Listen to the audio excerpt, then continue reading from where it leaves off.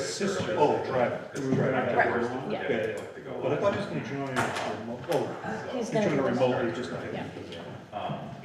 So now to get to the agenda, we can just take any one of these extra tabs. Hartland Selectboard agenda. Sue, how are you feeling? There. Yeah. Is there a recurring? Or is it just something It's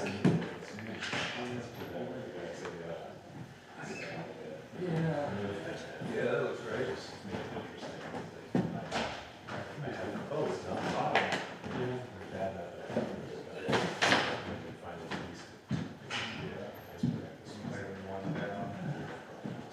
Yeah, I wish there's ways to copy just like You know, I've only definitely historical but really nice, really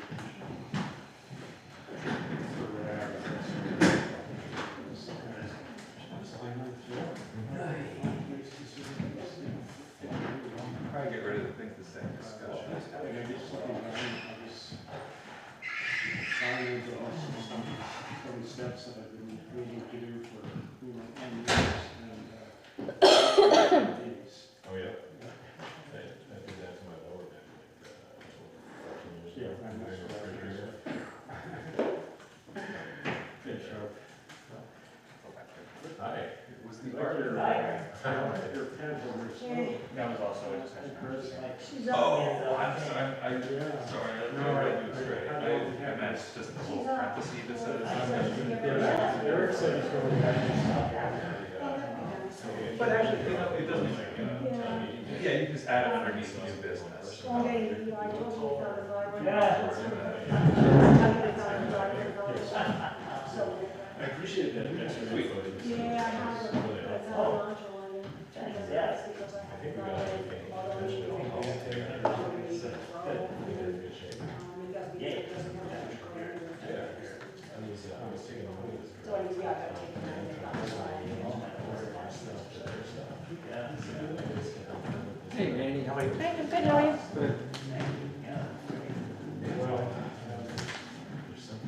I'm so scared. Yeah, it's a streamlined agenda. She was sitting next to you and I was talking to her and she was trying to get us started. Yeah.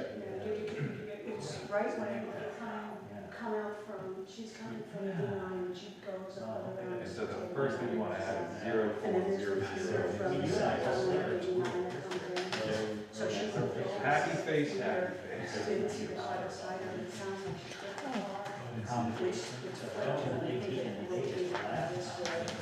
So if you look at the plan, it'll go like that, and you can see. Yeah, and you just add 5 So it did a thing and then it seconds. bounced along. It looks like It was off the road. two, if you want to zoom out. But it turns out that the actual quicker It you should get be able to get it. Oh, is there like? I think it used to be that way.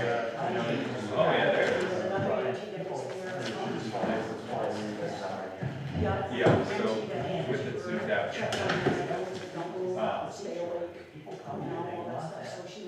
So the last thing to keep an eye on is, I'm not sure if any of they have a select board where anybody's logging in remotely. I think Guy is gonna be remote. Is Kai gonna be remote though? I think he is. Find Jenny May. Okay, I didn't send him a link, but we should be able to get it on. Just we may have to call flash forward. Sure. Okay. So we want to keep an eye on the It panel. wasn't clear as to whether he was gonna. I think he is. But I I couldn't. kinda got the feeling he was Maybe he, outside. I mean, I out don't of sight, out of necessarily mind. blame him, but, you know, I went to a great training, up at, it was Vermont Emergency Management Training up at Lake Morgan. And of course, I can't remember the funds, and so I tried to look online to see where we were. But it's basically, if you do certain things, you get a matching or a, oh boy. It's all got to do with the roads, and if we do these steps, and there's a catastrophic event, we get so much back from federal funds. So, If you said the word, I'd be like, oh yes, because it was something new to It is, so I believe we have everything but one thing in place. So are we getting the 20, because it's like 25%, but if you do everything, then we get, like, we only have to pay 12.5%? We pay 12.5%. That's what I wanted to You make can get as sure. little as 7, I think, but we're at 12.5. Okay, because we have more to do. I'll look at it, and because I saw it, and I was like, oh, I wonder what's here, and I tried to go online, but for whatever reason, I couldn't download. Yep. Because it's a pop-up, and everything kept blocking, and I was like, I'm just gonna come in and talk to you about it, and I haven't. We have a local hazard mitigation Yes, plan. yes, yes, exactly. And we have, the floodplain bylaws. Okay, that was, no, it was the hazard mitigation. So it brings us down to 12.5. Oh, Okay. yeah, the T If, is on. and a lot of towns don't do this, if you have, There we go. Yeah, it looks great. we don't have zoning, but if you were to add like, river corridors Yeah, for your bylaws, because I think you can maybe stick in your floodplain bylaws, okay. it gets you down. So how difficult, I guess, would it be to do that? Because I'm the, You tell me after tonight's discussion on the town plan, and then we'll chat about because that. it might be something that like now might be the time to. It is, if you live along a river corridor, Yeah, you can be more strict. So that, right now we go by the 100-year floodplain, yeah, because in Reading, I was in a. And after Hurricane Irene, they got into this whole concept of the meandering rivers and Yeah. 100-year floodplain. Make a proper Really survey. isn't historical. You know, so, they've kind of mapped out areas, and so instead of making a 100-foot floodplain, 100-year 100-year floodplain, floodplain, yeah. that corner gets bigger, Okay. which means that we've actually. Right, but more people are within the flood zone. But, Got the color. you know, is that a bad thing? John, does that? I mean, if you have to pay flood insurance, it could be a bad Well, should you really be building a garage there anyway? If you need it, It would take,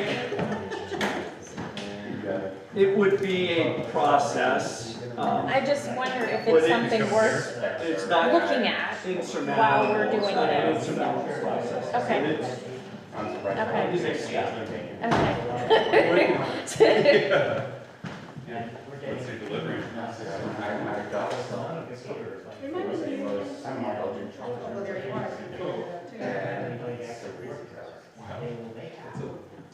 That's quite the day.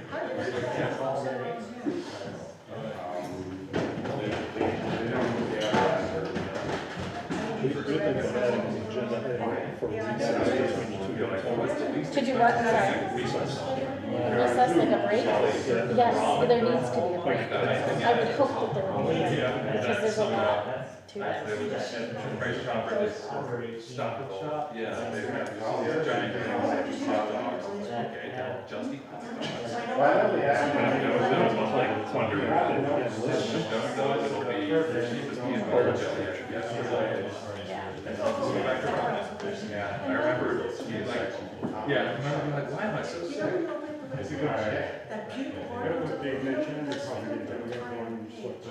Yeah. Yeah, we're doing my, Everybody's worried about him being So that's why sometimes. Jay right now, the president's resolution to watch. Yeah, it's I've never had it. So that's why. We want it all day long, even have the fly. Yeah, I'll check out the couple. And yeah, when it comes to that, for the public, And that's why. they want to keep an eye on that. For its public. I need to get the name of that tea from you. I looked at the tea section and stood and just stared at it going, I know it's celestial. Yeah, Absolutely. Bengal spice. Bengal spice, okay. Who brought these in? They usually don't turn on the camera anyway, so it's the Who last. brought these in? Did you? Yeah, I recommend eating it about 6:50. Yeah, you know what, I was thinking, what can I eat? Like, I didn't have granola bar or anything halfway through, whatever that is. It's at intermission, If it's an right? emergency, I have an apple in my car that can slice up the 4 pieces. Thank you. Yeah, you don't need to, you know. That's good. Although then. High-end granola bars to boot. Oh, this is granola. Well, it's chocolate with granola in it. Oh, take Bruno. A lot of times, great, if you want to take it down, you can. Oh, was it? Yeah, you can just like, let's say, you get it. I actually got an extra espresso shot this morning. And then at some point you want to bring it back up. So when I worked midnights, I would go to the coffee shop in Windsor, and I would get an espresso, like a double espresso Yeah, sometimes they latte, go back. and then I would get one to go, so I could have it. Back up. It's like the spare tire. Turn it on and off yesterday.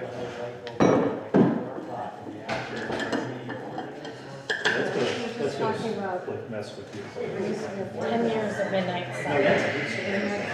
No, I worked at Lebanon Police Department. Yeah. Oh, so it's gonna be a little This is here. busier. Yeah. For one of the We should take most a break, maybe proactive it's 7:30. departments in, cyber crimes. They have a lot of, the city definitely supports the police department quite well.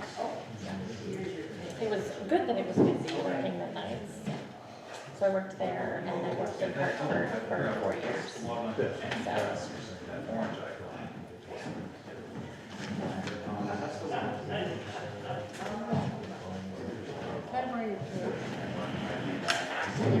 Yes.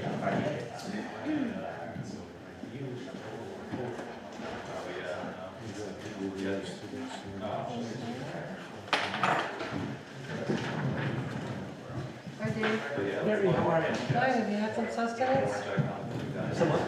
Sustenance? I have not. I ate kind of late in the afternoon. It's gonna be a long meeting. I didn't follow my own. Thank you. That was really great. I know. I'm like, who's going on my turf here? Clyde does that sometimes because he doesn't bring any food back. And I'm like a bubble person. I don't like things like doing this. Jump left. Full screen. Oh, is it? Make sure it's got. Is it just what is in the back? I check some of them. Oh, there it is. Have you ever had that Daltonia coffee? Daltona coffee? Daltona coffee? So it's basically instant coffee that you whip up and you put it on top of your milk. So it's almost like a macchiato. Okay. It's instant.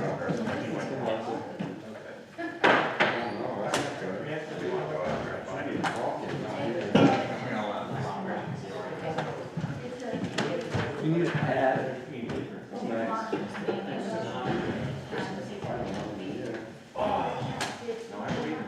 Bring your pepper? It's an anomaly, okay? This is what I usually have. So was it like a V8? No, we had a seltzer. I bypassed my seltzer for a little, your words are ringing. Something about a lengthy meeting, so I grabbed the Coke instead of the seltzer. I think it's a good idea. I had a coffee before. Did you have a that. coffee? I didn't make it there on time. Well, we're gonna take a granola bar break, probably between ARPA and. Granola bars are good? Did you have? You didn't bring the chocolate chip cookies? No, I didn't, and I made some too. So your way went out for everybody, but you know. This is Jim, this is Jim. Do I Here. see? Do I see? No, he meant to give you that one. Oh. Okay. He planned it right. I took a bite out of that one. Yeah. Sure. I have used to have a I have many, so, I don't know what program it goes. So I'm going to.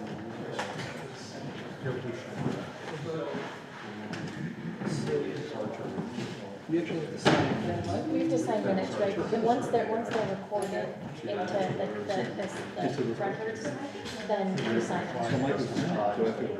Well, this is for the last one. This was from May 2nd. Usually yeah, so this one, actually, I didn't sign this one either. I don't care Should I ever where you get get it, I just don't want them to go. Yep, I should have signed this one This too. is, I have to go back. this is what I do, but I have some, Flip side. that is a list. Go back and start. All right, let's start the district board. How we get feedback to Yeah, I was signed in the wrong spot. I know, Okay. I know, but they're, see, like they're, 55-acre Hartland Park parking area, that's how I read this. It's not space here, Yeah. you know, and the same thing with, here. Handicap accessible parking at beach. It looks to me like three different things, but these are actually, it should all be one line. So I gotta stay bigger Else, Looking at it if they're. we want to get more involved with Dave, did these go to the printer yet? we Design do maker. is. What do you have for the issue? Seven. Several issues. Just know that anything that pertains to the select board, like dust to dawn and all that stuff is not on there. For the rest of the meeting. You guys never really made that official. So we can't put that on there. Okay, that's fine, I don't care about that. Otherwise, I don't think it's like, Yeah. Needs some spaces.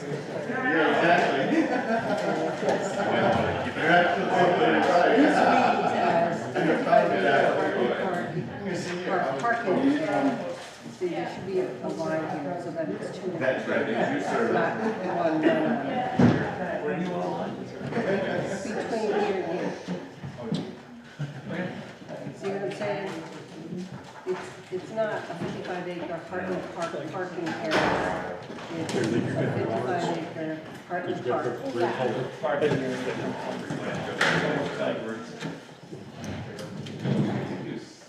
I get what you're saying, yeah. And same thing with,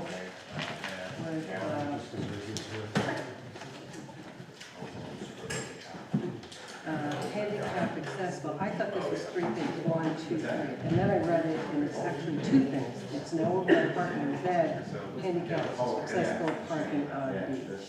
Parking out. Parking at beach. Yeah, it's a little bit before, but you're right, it's two distinct. This and this is different. Right, so this is one thing, right? Handicap accessible parking at beach. Yeah, so that should all be on one line. They could just make the font small. Get it done. Oh, so I get what you're saying, it's one line. Did you say underlined or one line? One line. I got it. Yeah, at the table, there's a signage. Or maybe spell it like What are the requirements? Yeah, you don't bring your microwave in and cook out. That's bizarre, right? Yes, I'm sure you do. But with your microwave needle. I get it. All right. So yeah, we can, we'll send those off to,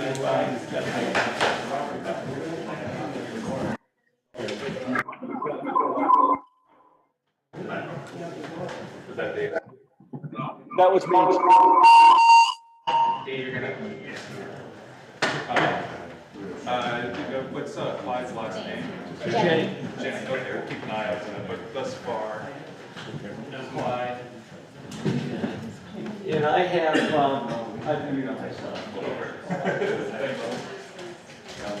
As much as I love the sound of feedback. Oh, yeah. China. Did you get everyone or reserve? Yeah.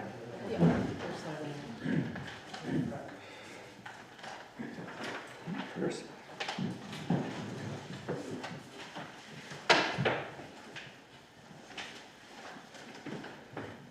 Silence is deafening. I'll just wait for this gentleman to finish signing in.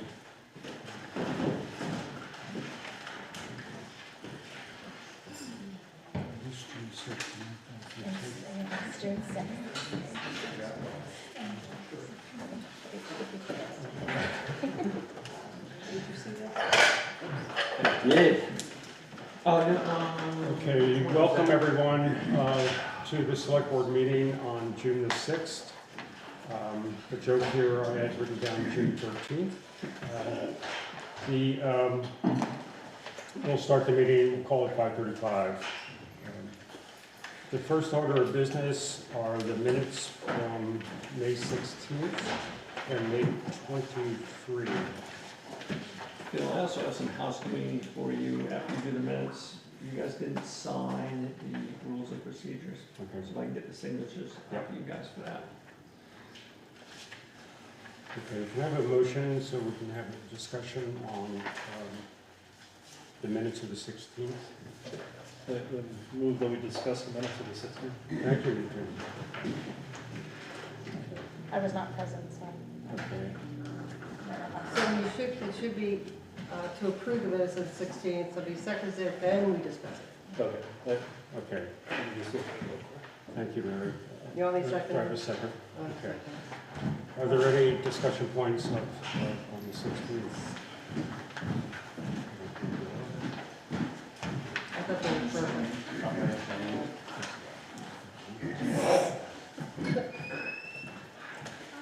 I'm sure they're out there. Okay, I looked it up. Yes.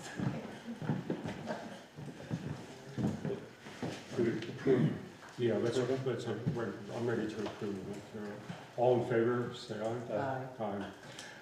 We are waiting for the 5th Select Board meeting, who is remote this evening, to join us. So hopefully he will be in our presence soon via CAT.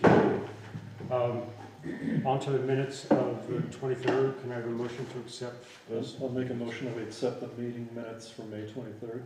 I'll second it. Okay. Any comments?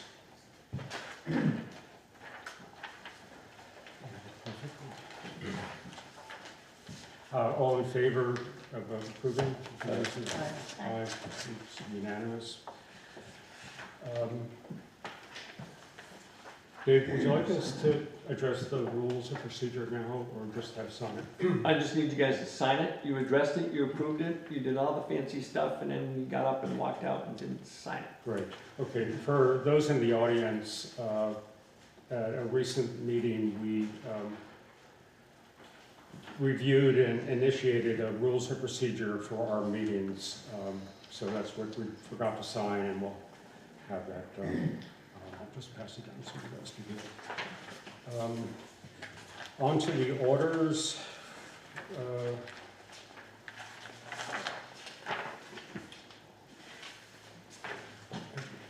We look for a motion to accept the invoices up to June the 6th. I'll make a motion to accept the invoices up through June 6th. I'll second it. Second it.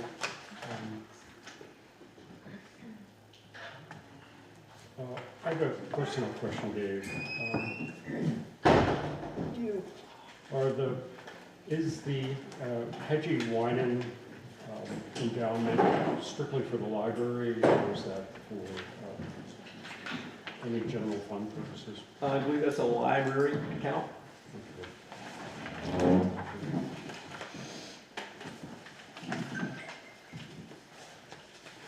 And I also didn't understand the $34,000 payment to the school. I thought we'd made that a one lump sum already. We make a couple of payments to them throughout the year, and then there's kind of a true up from the state that kind of balances between, again, just kind of, if the official letter comes from the state, kind of the amount of money that comes back to the town and needs to go to the state, or vice versa. We always hold $100,000 out for that purposes. It's been less than the 34, and sometimes it's been close to $100,000. But we always hold the $100,000 because it's always easier to give the school that true up amount than trying to get back from them what belongs to the town. So it's and I'm not surprised, but it looks like the cost of hard pack has risen once again. yeah, and plus we're just doing spring maintenance, so we ordered in enough to, we just went through mud season and we're doing a fair amount of grading. They put down the hard pack a lot when they grade, just to get to where we need to go. So Okay, great. Good. Any other questions on the invoices, Mary? Do we have Clyde yet? No Clyde yet. Unless there's one phone number if you happen to know. Oh, the phone is gone. I wasn't really Confident. thinking he was gonna be here, but if he comes in, we'll. Yeah, okay. We have a motion, can we move the motion? All in favor of approving the invoices up through June the 6th, say aye. Aye. It's unanimous. Okay, we do have an adjustment to the agenda this evening.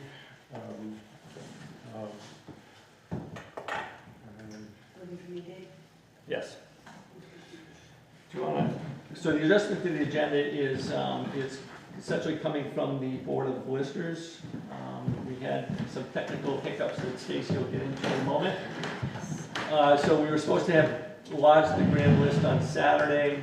We ran into some technical issues, basically from the state of Vermont and from NIMRIC, which kind of prevented us from doing that. So the grievance, the whole kind of procedure is based upon off of that initial lodging of the grand list. So we essentially need to request an extension from the state of Vermont, just because grievance will run past what it normally would have run. But I will let Stacy expand on some of the technical issues and technically how this is gonna go over the next couple of weeks. Good evening. Didn't want to have to be here in front of you for this. Yes, so we were on track. Initially, we were going to be lodging the grand list last Friday. The deadline was Saturday, statutory deadline was Saturday the 4th. We ran into an issue and a problem. We are not the only ones in the state that did. Basically, any town that had current use parcels that were pending for review ran into problems and issues such as we did. So it took me pretty much all of Friday working with the state and current use, and then with NIMRIC on the phone and on the computers to get it resolved behind the scenes to finally get it unstuck. But then we still had to go back and re-edit all 167 of our current use records that we have to make sure that everything was okay. Because it took the state 3 tries to push the file back through to us. It failed the first 2 times. So we wanted to make very certain by looking at them, and we were not going to have time to do that Saturday morning before the post office closed at noon. And when we lodge the abstract grand list, we have to mail out the change of appraisal notices and the current use allocation notices on the same day. So here we are asking for an extension of time. It does extend the deadline. If the extension is approved by 30 days, we will not be taking that 30 days. Our plan is to lodge the abstract grand list on Wednesday.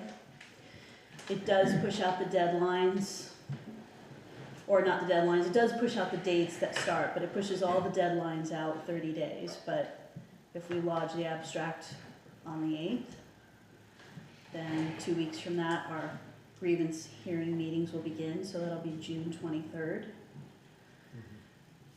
And we'll hear those until they're done. So we're only really a few days out. The good news is, with this timeline, there should be absolutely no impact to filing the as-billed grand list in a very timely manner in the beginning half of July, so that there should be no impact to getting the tax rate set and no impact to tax billing. Stacy, do you see any impact on the homestead declaration and that comes out somewhere, is finalized on an individual basis in July? This has no impact on any of that at all. The deadline to file was April 18th this year. Normally it's April 15th. Yeah. So everyone will have filed. We continue to get a trickle down of those declarations from the state even now. We had 26 of them come in over the weekend. So those are not necessarily late ones. It just takes the state longer to process, although some might be late filers.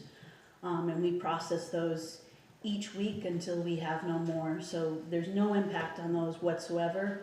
The ones that are in there are in there, it just all gets rolled over. I know the income is in there, but matching to the property values is what the assessed values, that's what I was wondering What do you mean matching to the assessed values? about. Well, is it just income that reduces, or? Oh, so that's on the tax bill end. We don't have anything to do, that doesn't have anything to do with the actual grand list or the lodging of the grand list. Yeah, That gets, those payments come out usually, I think in sometime the end of August, the beginning of September, they get downloaded. They start getting downloaded. Usually August is the first one, then September, then October, then November. yeah. And that goes right into that won't have any zero impact. So if there are any software developers out there looking for an opportunity, NIMRIC needs to some upgrades. Yeah, well, this had to do with the grand list. So I will say next year, the state's rolling out the new grand list software. So fingers crossed for next year that, things go as smoothly as it can. So you're looking for an extension, and what exact date are you looking to? It's just, there is statutorily, when you ask for the extension, it just automatically extends 30 days. There's no, you can't say, can we only get like a 5 or a 10-day extension? You just ask for an extension and it's a one-shot 30-day You extension. need the board to extend, you don't need the state to extend. I need you guys to approve it, and then I have to send it to the director, Jill Remnick, at PBR, and have her approve it after you guys have approved it. So is the correct terminology an extension to the filing of the grand list? Extension to the filing of the abstract grand list. Then I make a motion that we extend we make an extension to the filing of the abstract of the grand list. I'll second it. Thank you, Mandy. All in favor of extending the filing extension for the abstract of the grand list? Say aye. Aye. Aye. All in favor, it's unanimous. Okay, any other adjustments? No, we just need to know, Chico, if you can unmute Loretta. We need to know who Loretta is and what Loretta's last name is.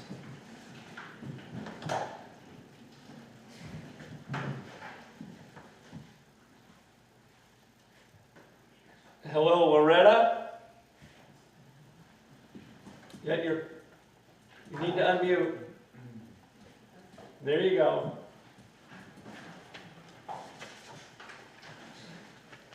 Loretta, can you give us your last name?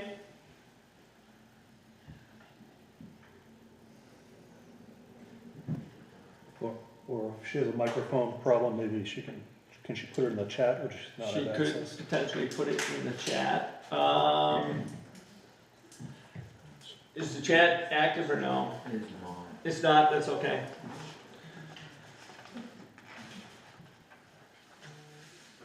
Okay, let's move on with the hope that Loretta will figure out the technology. The next item on the agenda are public comments. Please ask if there are public comments regarding either ARPA or the town plan update, if you would hold them until that point. But otherwise, Chris, I believe you have a comment. There'll be an opportunity to make the comment at that point in the meeting, Which point? at the town plan point in the meeting. Yeah. There will be an opportunity, great, I'll save it for then, thank you. Okay, great. Okay, any other comments? Chico, do we have any hands raised? Okay. Okay, then I'd like to call on Greg Daniels. Greg chaired the... Before you do that, so with your packets, I'm sorry, you can still call Greg up. So you guys got the report. What was kind of missing from that report was some appendices that is on the inside cover. That just wasn't pulled together on Thursday when that went out. So this kind of goes synonymous with the report, although I think that if you read the report, that should probably get you to where you need to go. Okay, Again, this is the report. Greg will talk about what and who, but it's the follow-up committee that worked after the 2 public meetings. So Greg, please. Thank you. Just to call the select board's attention to the executive summary portion of the report, should be page 3. And that gives just sort of a bit of an overview of the recommendations. If you have that available, then I can give you a brief history of what we did, how we arrived at the recommendations, and how you can use the appendices that are attached to the report in order to sort of get through everything, because there was a lot of information. You'll see that there are bullet points at the bottom of that page. They have our recommendations in the order of priority that we assigned to them based on the discussions that we had and the rankings that we did internally with the committee. We were appointed by this board at the beginning of February. We had our first meeting on the 17th of February. Since then, we met 14 or 15 times. All of them were publicly noticed meetings. What we did is we took the 56 proposed programs and projects that arose out of the public hearings in January, put them together in categories that were associated with the final rule that the Treasury Department put out as to how to use these funds, sort of grouped them together so we could understand them a little bit better. Came up with a charter to describe exactly what the committee was supposed to be doing. You all were able to approve that, I believe, in March. Once we had the charter, we developed criteria. There was a lot of back and forth about what criteria to use in terms of evaluating the projects. Actually, I can tell you the criteria are included in the appendices if you get there on page 13. No need to go there right now unless you really want to plow through them, but there are 9 of them. But they were the framework that we used to evaluate all the projects.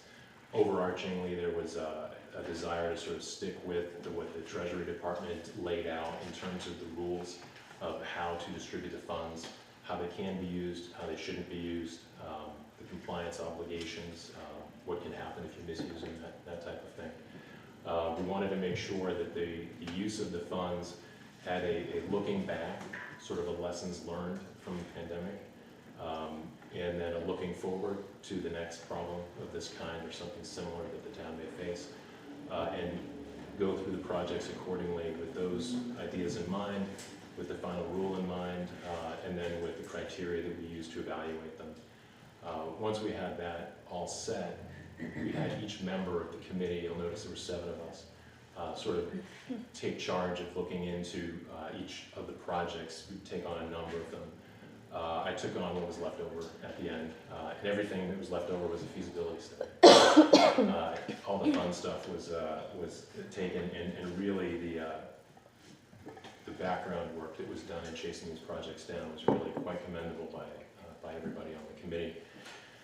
And so we evaluated, and we talked about them at the various meetings. There were small working groups that met here or met online to try to discuss how we were going to order things. Part of the criteria involved is there other funding available through different government grants, programs, statutes, things like that, and how we're going to look at everything in terms of what's most feasible based on the limited timeframes within which we have to spend the money, finish the projects, limitations of current town infrastructure in terms of the administration of the projects. Can we do many of them? Can we do only a few of them? Do we have the ability to do things like benefits programs, which those kinds of things were aimed sort of at larger municipalities that have benefits program infrastructure built in already so that they can actually understand how to administer a benefits program, how to hold on to information that you would get and be have in your possession as a municipality for a benefits program, things like that. Could we do certain things? Were there certain things we shouldn't do? And were there other suggestions that there were other ARPA funds available for in different, through different funds, such as the schools that had their own separate type of funding available through the overarching statute, through a different bucket of funds that had its own acronym that I believe that is in one of the footnotes. But what we came up with was recommendations that sort of ran the gamut, actually taking a look at the at the town plan draft, a lot of them line up with the sort of the pillars at the very beginning of the town plan in terms of what we're looking at. So what I'll do is in the report, I'll try to get to the very beginning. So we came up with about 15 proposals. What happened with a lot of them, for instance, the first two, was a combination of proposals. So there were a lot of suggestions to address the HVAC systems, perhaps here, perhaps in the Historical Society, maybe address weatherization of town buildings, such as the library, do work on the rec center. And the idea was, rather than trying to sort of assess these discreetly in the limited amount of time that we had, and also not having the expertise and sort of the institutional knowledge that the select board and the town have, we grouped them all together and said, the most important projects that we see right now are addressing the town building infrastructure in terms of adding to weatherization, adding to HVAC systems, becoming more energy efficient, perhaps updating the technology in the buildings, not just IT and IS technology, but technology that would allow the buildings to become more functional. So for instance, if Damon Hall had additional Wi-Fi capabilities, video capabilities, things like that, that would allow this building to be much more of a tool for the folks who live here than it is right now. And then, of course, addressing any of the issues with the building's structure right now, those types of things. And so that bucket, we did punt a little bit to you all and say, hey, you have a better understanding, along with town manager, and Dave was great at helping us understand sort of the priorities that the town might have and how they might be grouped, to understand which buildings need to be addressed sort of most immediately, and to address those most immediately and make a decision as to whether or not you would like to address many issues in one building, one type of issue across many buildings, or any sort of grouping. Do you mind if I steal the floor for just a half a second? I was wondering if you were going to. Yeah. I'm investigating a complaint. There was an incident that took place out here probably like 20 to 30 minutes ago. Supposedly there was like 20 people standing out there. Did anybody happen to see it? No? Maybe it was these 20 people. Might have been, who knows? If nobody saw it, then I'll get out of your hair. I apologize for our straight interrupting. All right, have a nice day, folks. Thanks for Thank coming you. by. Sorry. Oh, no worries. I was a prosecutor back in the day, I remember. Yeah. The fact that he's on. I was going to say, can we show me your papers? But what I wanted to point out, at least for the first two proposals, is the funding was, we use the word tranche, but really it's kind of like a bucket. So the idea is to, there's $1 million in change available to the town to use. And so the bucket or the tranche would be assign a percentage of those funds, rather than trying to tack a dollar figure on there, because it's really hard to nail those down. And there would be, for some of these, requests for proposals and things like that that the town would have to go through. And so instead of trying to assign a number that might change, the decision was, well, you have this amount of money for the top priorities, such as number 1 or perhaps number 2, which is to improve some of the privately owned housing in town, help weatherize it, help improve it, renovate it. Some of the folks that really kind of need the help to get up to a safe, livable condition. Those types of projects would have a percentage assigned to them, and we'd get through as many things as could be gotten through using that money, and then to completion, hopefully. And then if there's any leftovers, then the select board could choose what to do with those leftovers, or if there was a decision to add more funding through a different mechanism later on in the process. Obviously, you have that option. Any questions so far? Should I just keep going? Okay. There were a couple of very specific projects that you'll notice that had specific funding requests. For instance, there was a request for construction of outdoor classroom system with ADA accessible trail. This is the WSESU's 17-acre wood accessible trail project. So they have roughly $200,000 available for that project, and they have a shortfall of just shy of $20,000. So they were asking for monies to come and match that project. Those monies were not available through the ARPA funding available to the school district. This sort of fell outside of it. And so they were asking for basically help finishing the project. One of ARPA's goals is to support educational opportunities. This is parallel to it or akin to it. And if we're taking a look at project number 3, you'll notice that there is an exhibit, I believe it's exhibit I, but I can confirm that for you, that has a proposal in it called the Bischoff proposal. It's a piece of land down the road, and it's being set aside right now, and there's a proposal for matching funds to purchase the land, not to administer it, and that would be, the proposal would be a nonprofit to be put together to administer it. There would be matching funds out of ARPA, and then there would be criteria put together by the board perhaps in order to allow those funds to be matched. And that would be something that the town would have available to it in terms of nature trails, things like that. Something that could be used to draw folks into town as well, either for the day or to live. It had the added bonus of not having ownership, as opposed to the town having ownership. So it's sort of have some money, we'll put some guardrails on it. If you can put it together with a nonprofit, that's something that it could benefit all involved, and there would be no continuing obligation to maintain. That would be handled by the nonprofit that would be put together. If you take a look at the proposal a little bit more closely, there is some additional information about who would be running that, local folks.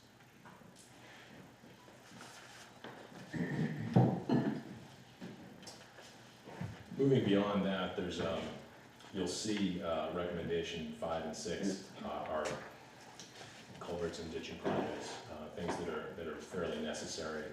Number 5 is upsizing the box culvert Jennyville Road. We got an estimate of around $200,000 for that, what that would cost. There's also ditching and culvert projects that were listed in the municipal roads general permit plan that the state put in place. That, I believe, is a program that needs to be completed by 2035. And so the idea was to set aside a certain amount of money per year. The suggestion was $25,000 to get as much ditching under this program as possible before you have the deadline for getting projects done using the ARPA funds. And so that the specific funding request that was listed is $125,000, but that is assuming there'd be $25,000 for 22 through 2026. And so that was the recommendation for that.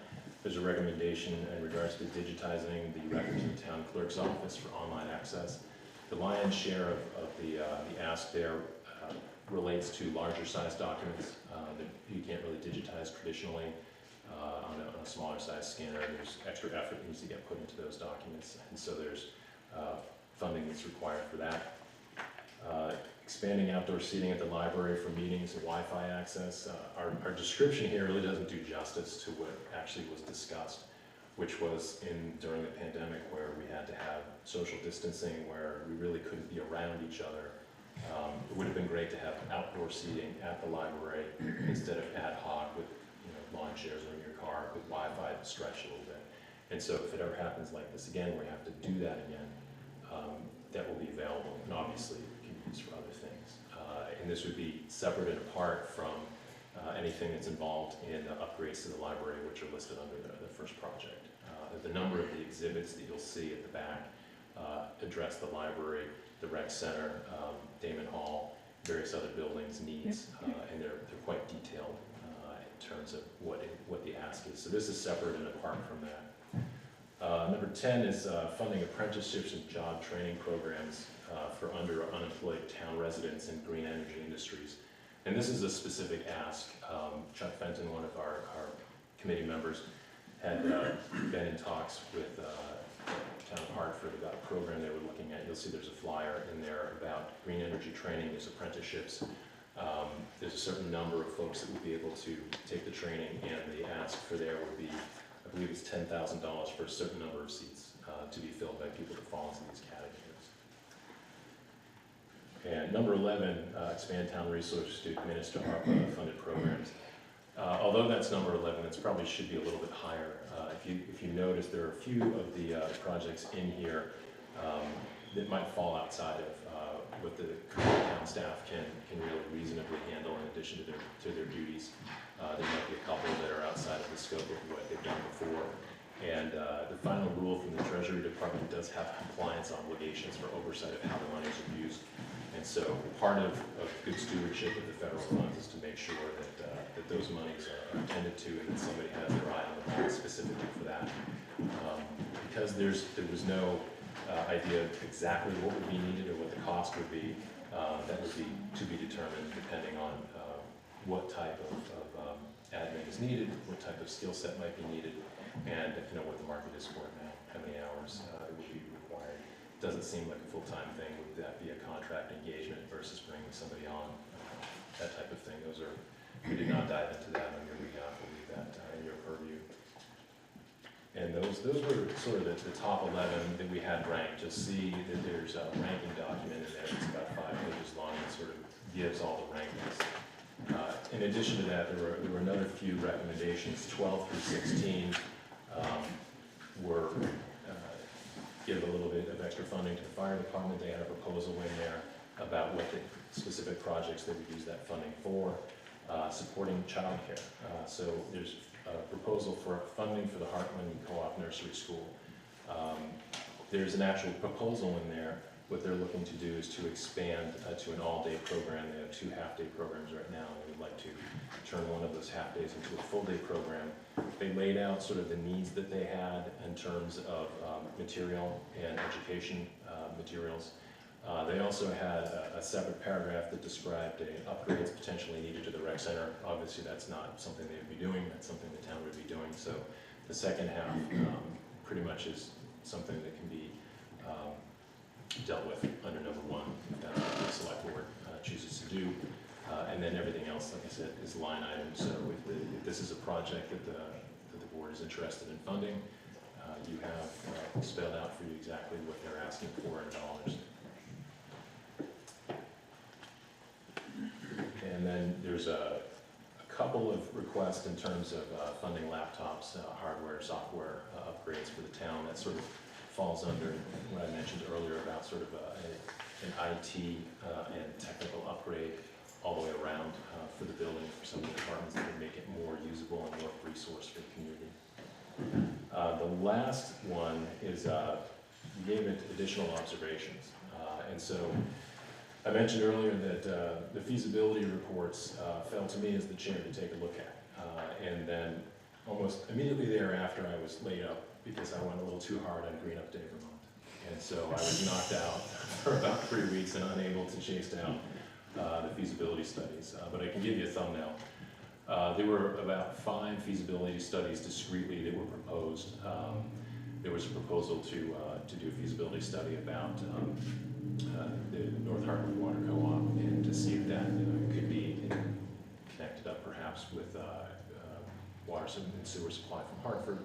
There was a request about a feasibility study and expanding water and sewer from Windsor to come over to Ferry Road and perhaps then come up to Three Corners and Four Corners. And a number of different feasibility studies that were all kind of linked into infrastructure, really.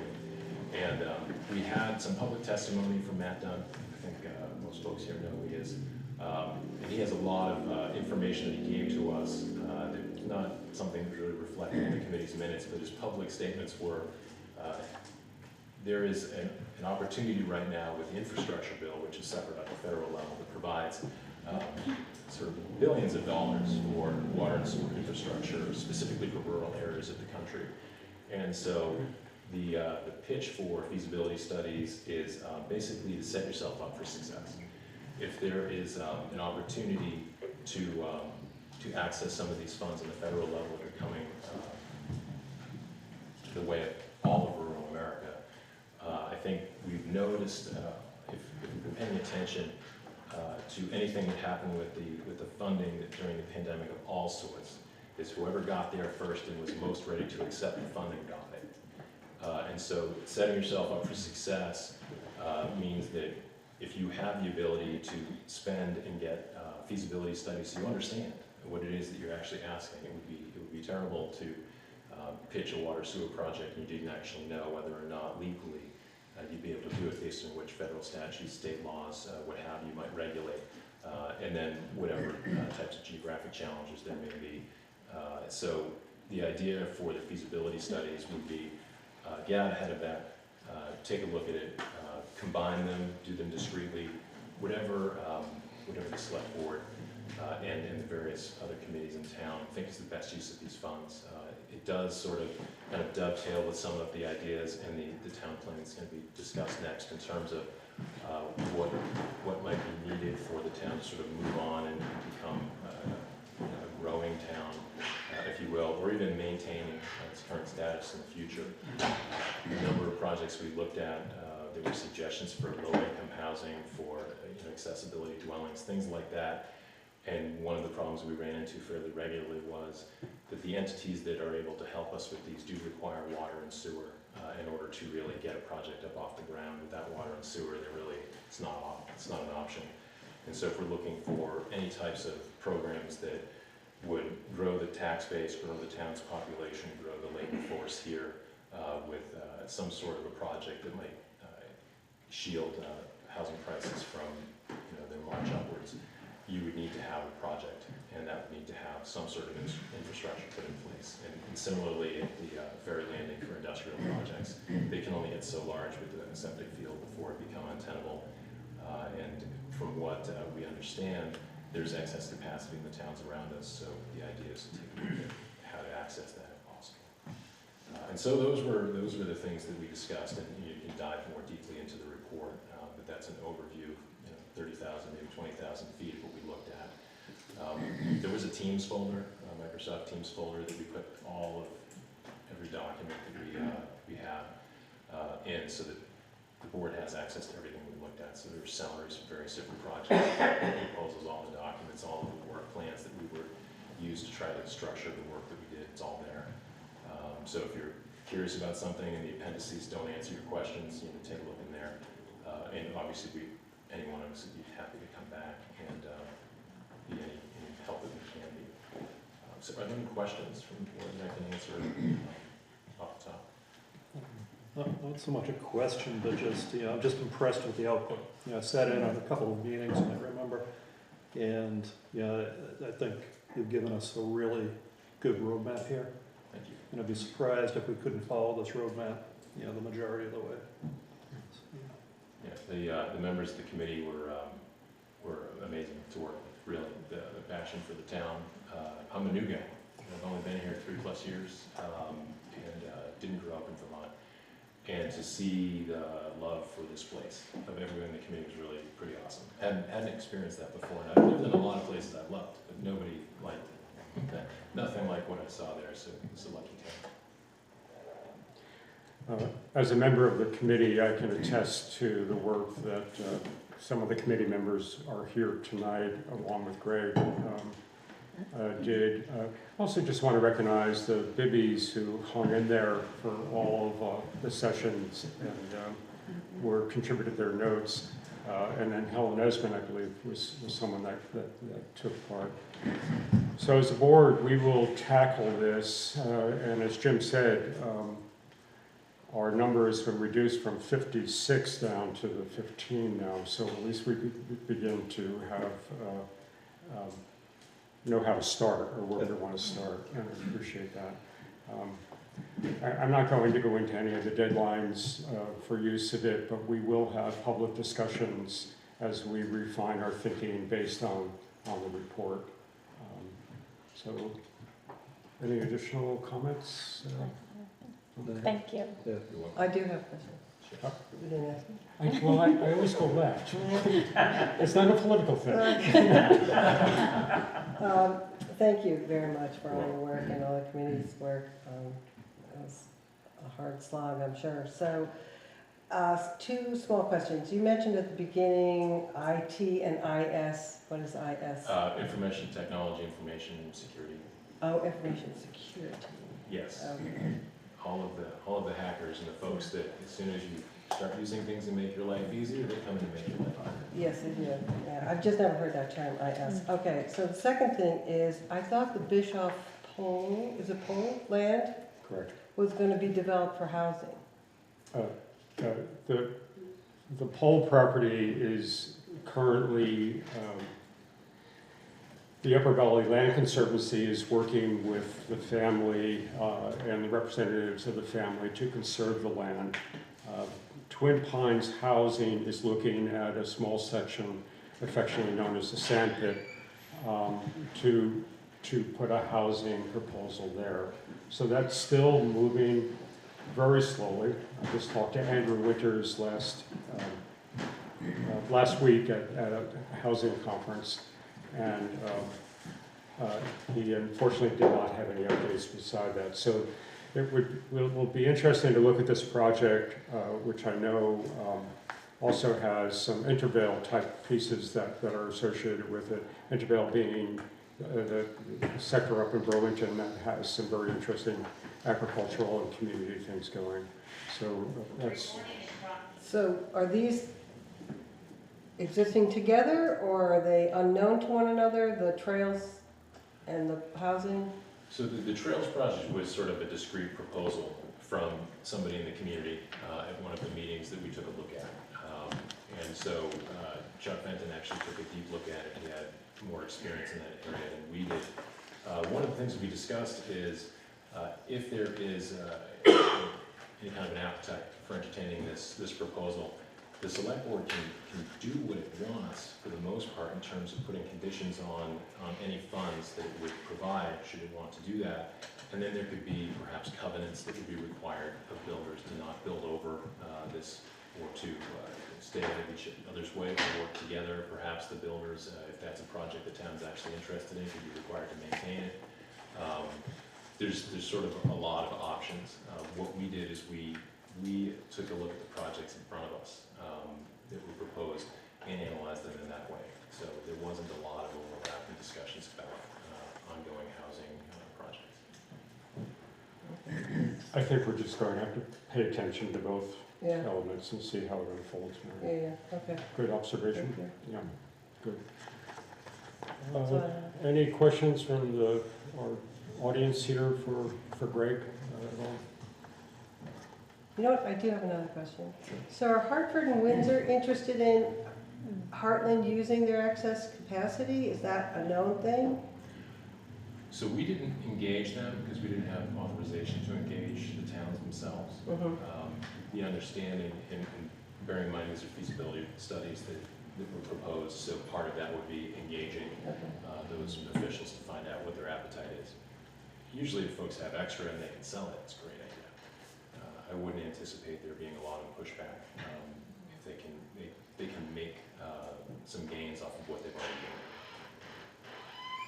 But we would be the ones benefiting, not their towns. I mean, monetarily they would, but what if their development, they needed that excess capacity for their own development, then? Yeah, there's a potential for synergy, so it could help them, it could help us. Really, they would have to decide, do they have something in the pipeline? But a feasibility study really would be taking a look mostly at, is it possible to have some sort of extension of those existing infrastructure, so that if it's not possible, it kind of stops there. If it is possible, then decide what to look at, and if it's something that falls into what the town wants to do, and these federal monies are available. Federal monies, despite the strings on them, are better than Goldman Sachs monies in terms of how you can survive as far as a funding of a town project of this type. There's fewer tails to them. There's requirements, there's compliance, but that's about it. So I guess I'm asking you questions that really the feasibility studies are supposed to answer. Yes. Sorry. Doing my best here. Right? Sorry. Yeah, no, Not that's fair. the whole idea. Yeah. Trying to Okay. save us money. Yeah. Get the answer. Okay, sorry about that, thank you. Okay, My pleasure. good. Greg, thank you very much. Absolutely. Yeah. Okay, we're on to item 5, old business. I wonder if we should do like a 5-minute break before we get into the next major topic. Leonie's got her hand up. I'm sorry? Leonie has her hand up. She's on the line here. Uh, Thank you. Thank you for acknowledging. Barely. Okay, I'll try to speak up.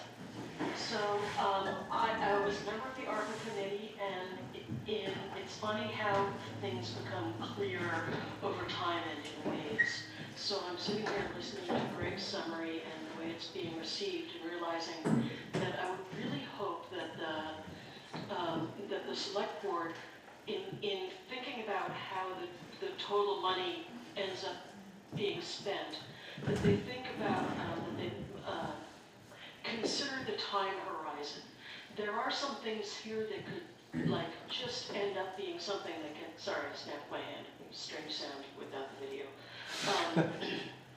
that could spend money right away and would end up, like, helping the roads right away, and they're relatively, the road work could also hold up for a few years. But just in general, I'd like the select board to think about kind of spending the money in a way that ends up having not just an immediate impact, but a midterm impact, and ideally a long-term impact also. You know, choosing which programs to do. So part of that's, it's very forward thinking about the bringing water and wastewater systems in from the north and from the south. But those really relate to what the town can become in the next 20 years. We just can't have dense populations without water and wastewater systems. But some things like the hiking trails can happen more quickly, and they help people right away, and everybody, it's a great way to attract other people to the town, wholesome, like that. So anyway, if you can kind of divvy things up in a way that broadens the effect over time. Thank you. Thank you. Thank you. Jim, I was going to see if we could push this till 7:30. We have so many people 6:30? here. 6:30. Is there mutiny on the board here? We can hold out, we can hold out. Oh, I see. You want to, okay, that's Yeah. fine. Yeah. We do have somebody on the phone, so we may want to just tune in to who is on the phone. If the person at 910-287-5367, I believe you need to dial *6 to unmute yourself. It's possible to, yep, there you go. You're unmuted at this point. If you could just identify yourself. Well, this is Clyde in South Carolina, He made it. and the connection that you gave me on the doohickey, I could not connect with it. It says we don't like that connection, so here I sit listening and watching you on YouTube. Okay, Clyde, while you're doing that on YouTube, I'm going to try and send you by email another link for you, okay? Okay.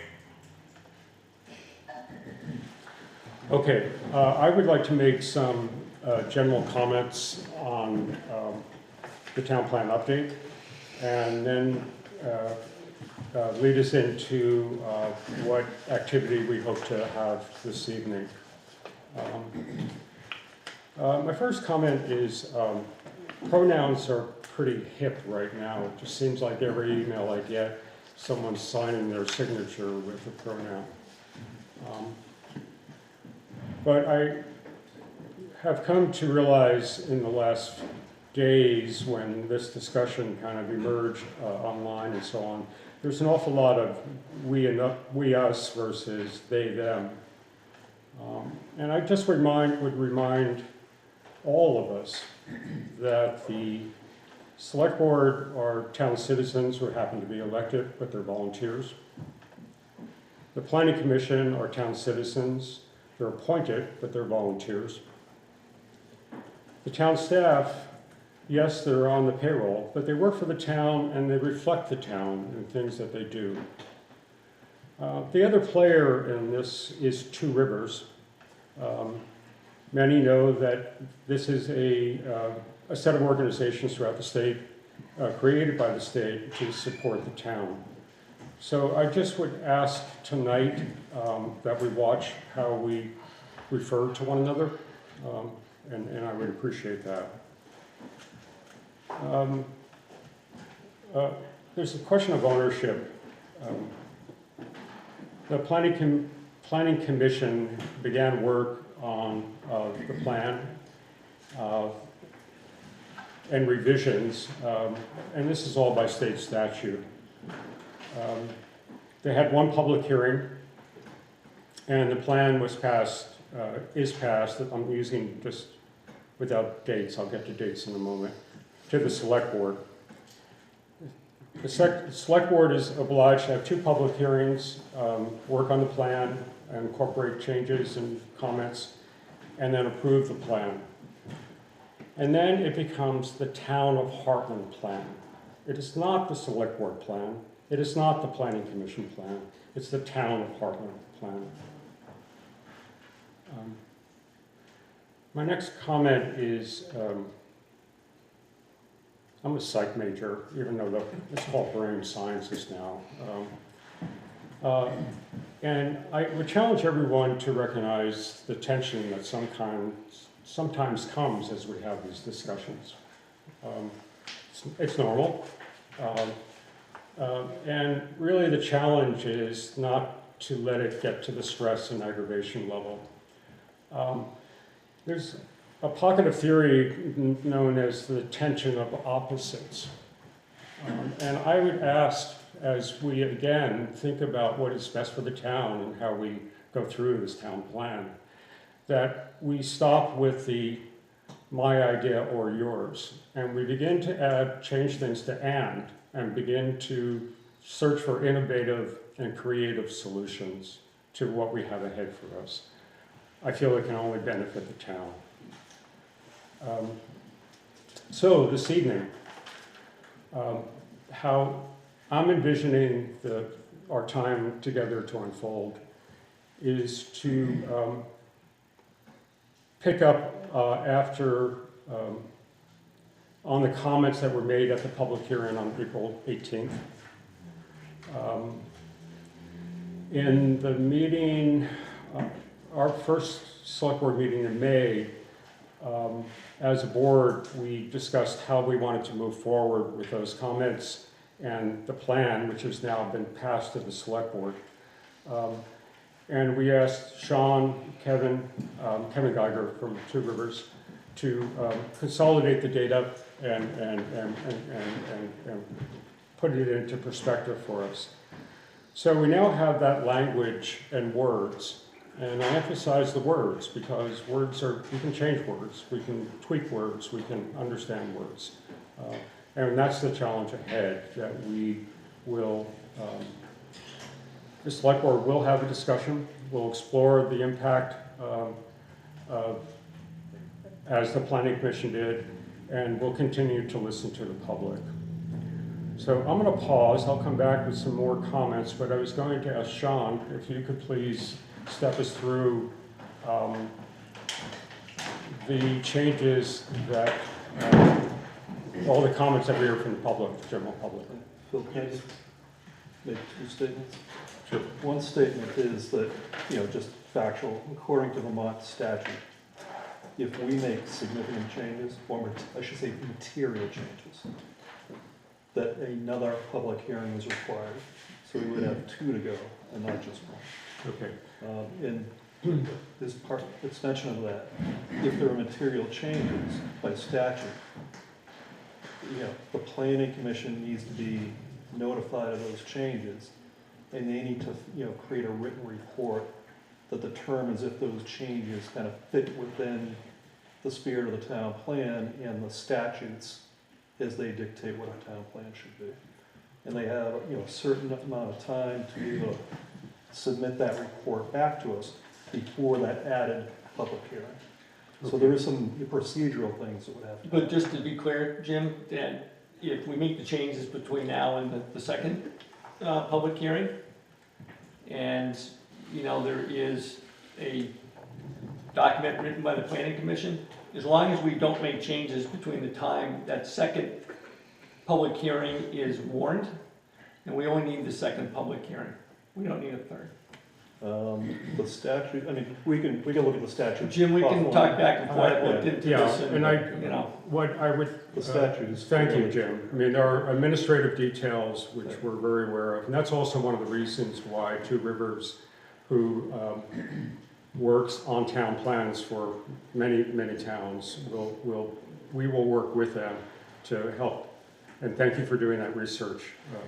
And hopefully we will not have that many changes, and we can begin to reconcile that. Okay. Good. Sean? So, yeah, I'm Sean Granigan. I work for the town of Hartland as the ordinance administrator and planner.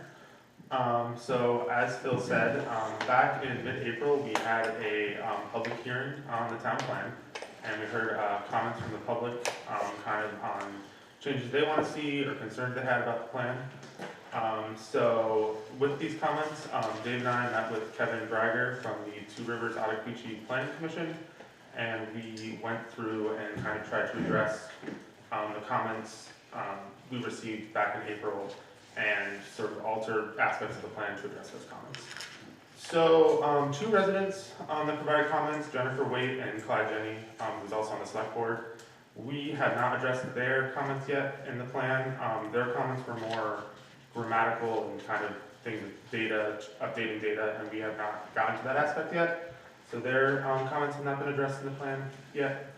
We also received comments from Dave Ormison, the town manager, and then Kevin Brager, and those comments were addressed, but those changes were more minuscule, not minuscule, but they're not going to affect the Act 250 process.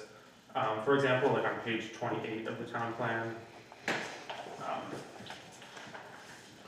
Kevin Brager added under agricultural and forestry goals, he added support agricultural and forestry-based businesses, because that's something that regional planning commissions would like to do and would like included in a town plan. So we added that sentence as a goal.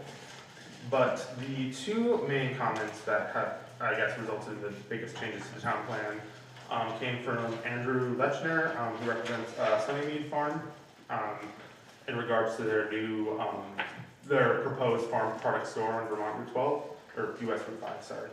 And then also from Todd Heyman, who owns Fat Sheep Farm on West Road. So, for Andrew Lechner's comments, he requested that additional language be added to the rural areas introduction on page 22 of the plan. And he requested that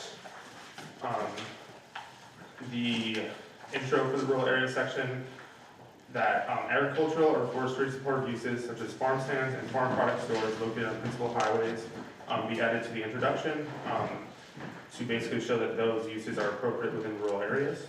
So we did not go with that exact language. However, two new policies were added in the rural areas policy chapter on page 23 that addresses on-farm businesses, farm-based businesses, and then accessory on-farm businesses.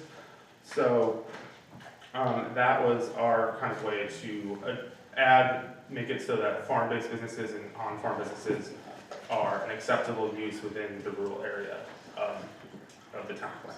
Rural area as defined in the town plan. Additionally, on page 97, there is a definition provided for, no, not page 97, page 117, sorry. There's two definitions provided, one for accessory on-farm businesses and another for farm-based businesses. So the accessory on-farm business definition reads, a commercial activity taking place on a farm that meets the definition of 24 VSA section 4412 and then 11. And that is a Vermont statute that addresses on-farm businesses and kind of how they're defined on a state level.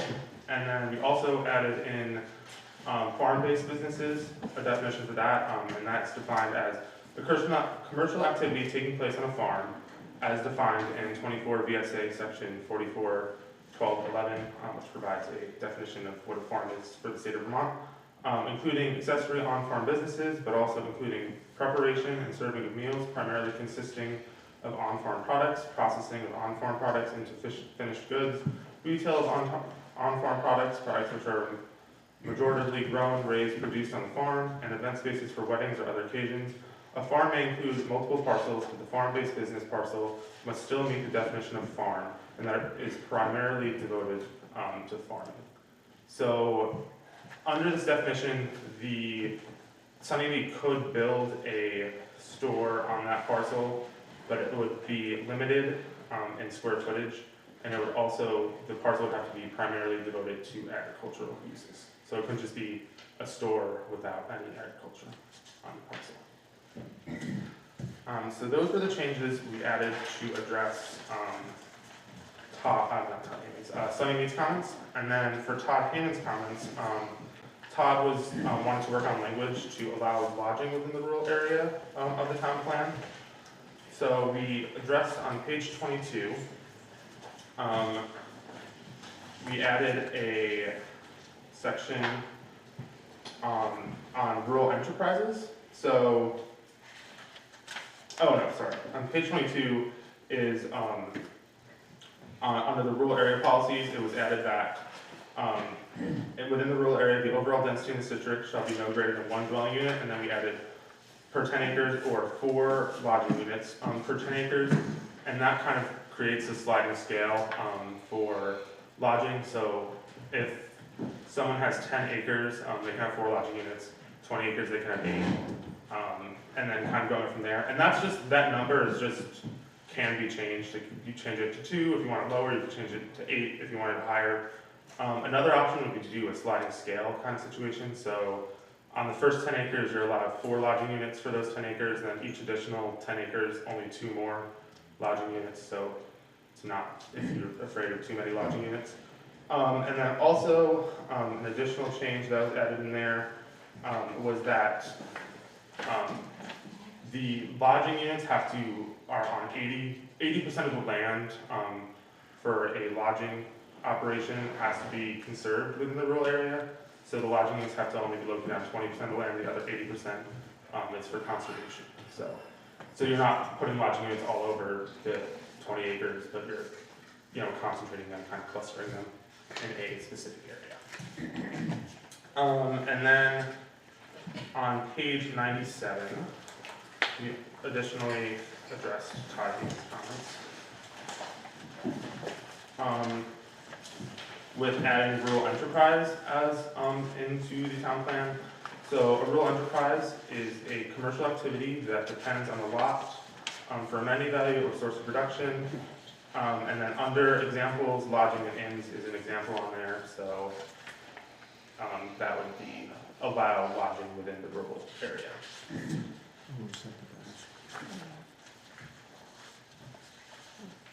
And then lastly, on page 118, we also defined what's a lodging room, what a lodging room is. So a lodging room is a room meant for overnight occupancy in a motel, inn, bed and breakfast, etc. That is inside the principal structure or in a small detached structure. Such rooms shall not be usable as dwelling units, which have their own kitchen. So a lodging room does not have its own kitchen under this definition. And then back on page 97. Oh, not page 97. Oh, no, it's page 97. So, and then as far as short-term rental units, we removed, previously said under home occupations and short-term rental units, and then not to exceed 2 bedrooms. We removed 2 bedrooms, and in the state of Vermont, a short-term rental unit is defined as a rental unit that is rented to a person for less than 30 consecutive days. So if you're renting out a house for to anybody, but you can't rent to more than one person for more than 30 consecutive days. Did I explain that? I don't know. It's kind of got jumbled up there, but and then for tax purposes in the state of Vermont, a short-term rental, you have to rent at least 15 days a year. So if you rent only for 2 weeks of the year, you rent out your house, you're not considered a short-term rental. If you rent for over 2 weeks, you're considered a short-term rental. So, in the state of Vermont, short-term rentals are considered a residential use. So, currently, we do have the language about short-term rentals in here. But if you say build 5 houses for Airbnb purposes, being that we don't have zoning, the town really can't do anything about that. It's if you built 6, then the town plan would come to effect because it would fall under Act 250 regarding short-term rentals. So can you put a short-term rental definition in your, I didn't see one in the list of definitions. Yeah, there's not. We definitely could do that. Okay. And then, yeah, also all the changes in here, they're, like Phil said, they're working. So, select board, town residents can obviously, figure out if, there's something that's not sitting right with people, express, their opinion. And it's not set in stone, is basically what I'm trying to say. And those are the main changes, the major structural changes to the town plan. So, Phil, I just want to piggyback on Sean there, and getting ready to kind of open it, towards the discussion. I think that, Sean kind of indicated there's some administrative changes that Kevin has made, that, we made because I made the comment. What is before the board, in the town really is, we're looking at those comments back, pertaining to the town plan. So there's 3 really big ones: short-term rental, the lodging question that Mr. Heyman has brought up, and use of the rural area as far as agricultural purposes for retail or in farm type store. So those 3 are really, I think, the bulk of what we need to address as far as what we're looking at here at this point. And again, as Sean kind of alluded to, I think that, we can kind of get lost in some of the smaller details of, the numbers.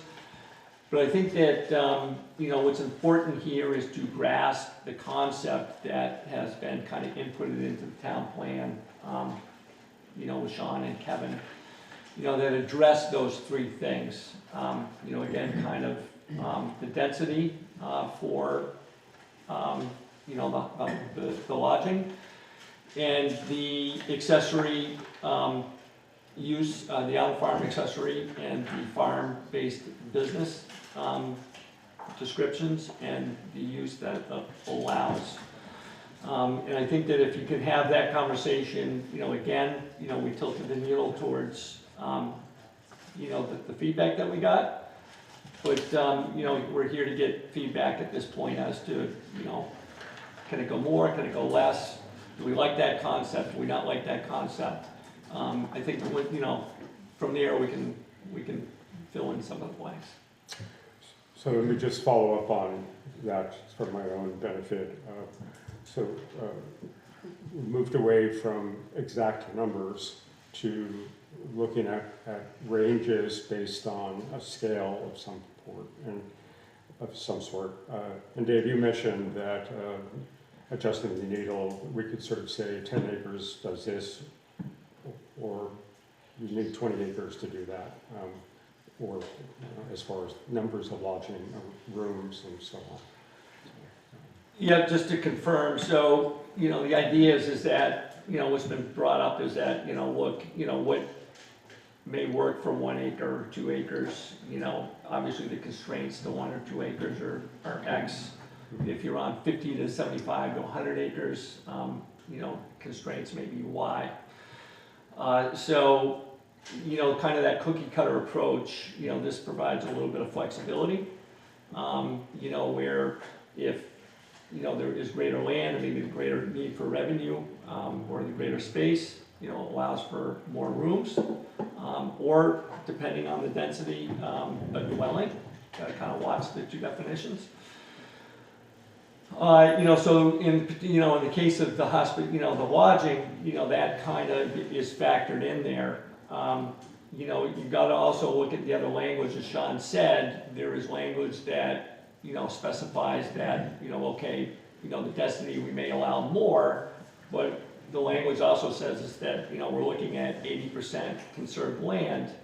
So you're putting that density on 20%, the concept there being that, you want to keep open land. You know, so there's an effort to keep, you know, land open, you know, while also allowing, you know, a resident or a business person to maybe do what they need to do from a business perspective. As Sean said, you know, it's possible that, you know, with 200 acres, you get to a number that just isn't palatable. You know, and maybe for 10 acres or less, 4 isn't just, you know, isn't enough. As Sean said, we can kind of, you know, play with that range. But I think that the concept here is that there's an understanding that maybe, you know, and just saying, you know, there's another option to just, you know, 8 to 10, you know, guests and employees that. But I think I would like to point out that the change is really, I mean, you can call it, you know, it could be lodging, it could be whatever, right? Whatever type of commercial business you want, right? Somebody could have come in and said, I want to have a burger joint in the rural area, right? And the premise here is that that would have been included in this definition. So the definition is really changing from no commercial enterprises in the rural area to now creating a new definition of rural enterprises and putting in a wish list and allowing those in the rural area. So I just want to be clear that, you know, we've created a new definition of enterprises. Yeah. And we're opening that up to an area that wasn't previously opened. I'm not sure where the density you go with, you know, a burger joint. Density is irrelevant if it's a, yeah, if it's a But I think, you wood know, shack or yeah. a McDonald's, you know, the density doesn't really matter. We're saying that an area that was not set aside for commercial is now gonna have commercial enterprises. But it's got some restrictions on it. And if you read, But it's, if you right, read, but it's a if you read, material change. it is. Yeah, okay. So, but that's okay, you know. I just want folks to understand what's been changed. So. Right, so we're talking about the definition of a rural enterprise, is really what I think you're. And where that enterprise was allowed versus what was allowed in that area previously. Right, right, yeah, okay. Other comments from the board before I open it up? I can ask something. Okay, question Okay. One other procedural thing. Yeah, again, based on a read of the Vermont statutes and correspondence with VLCT lawyers, another procedural issue is that the only changes that should have been considered are ones that were discussed in the public hearing. And just so, you know, kind of throwing out a random phrase here, the idea that gravel pits are now allowed in the rural area is a surprise to me because I hadn't heard that statement used in the public hearing. What was the reference to? Gravel pits are part of the rural enterprise definition.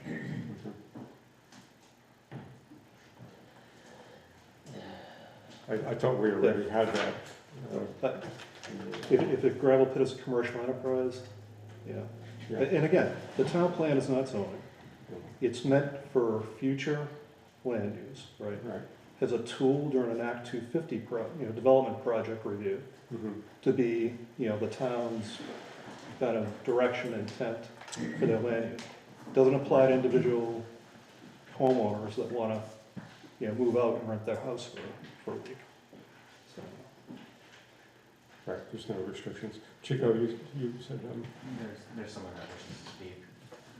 That's what's on me, I read them previously. I didn't want them to interrupt you guys. okay. Rebecca, There's someone else that would like to speak. Okay, I have one question. Where did the 3,000 square feet number come from For the lodging type? for the farm-based businesses on page 23? I'm just curious how that number came to be. So that was kind of just chosen as like a way to limit it. It's not, so that's for the retail space. Correct. And so it's not too big, but that's also a number that's flexible. If you guys want it to be bigger, it could be changed to 4,000, 5,000, it could be 2,000, so it's kind of flexible. So there was nothing to say that. No, it wasn't specifically like, oh, it has to be that. okay. Chris, I know you had a question. Can you come up, please? those that don't know me, I'm Chris Nickenberg. I've lived for 20 years in the north part of town on a farm, and the last 20 years have been down in Four Corners. I rarely come to these. I kind of keep my head down and sort of watch from the background. I do attend, and those pieces I try and do my due diligence. But I just wanted to follow up a little bit with what you've been saying, Phil, and also in light of the really positive response about the ARPA funds. I followed the town plan discussions through attending the public hearing as well as select board meetings, both remotely and recorded. In the June 6th draft, most proposed changes clarified language or correct specific errors, as you kind of mentioned. However, there are several substantive changes and additions to the plan that are clearly a result of specific requests to alter the plan to accommodate individual interests.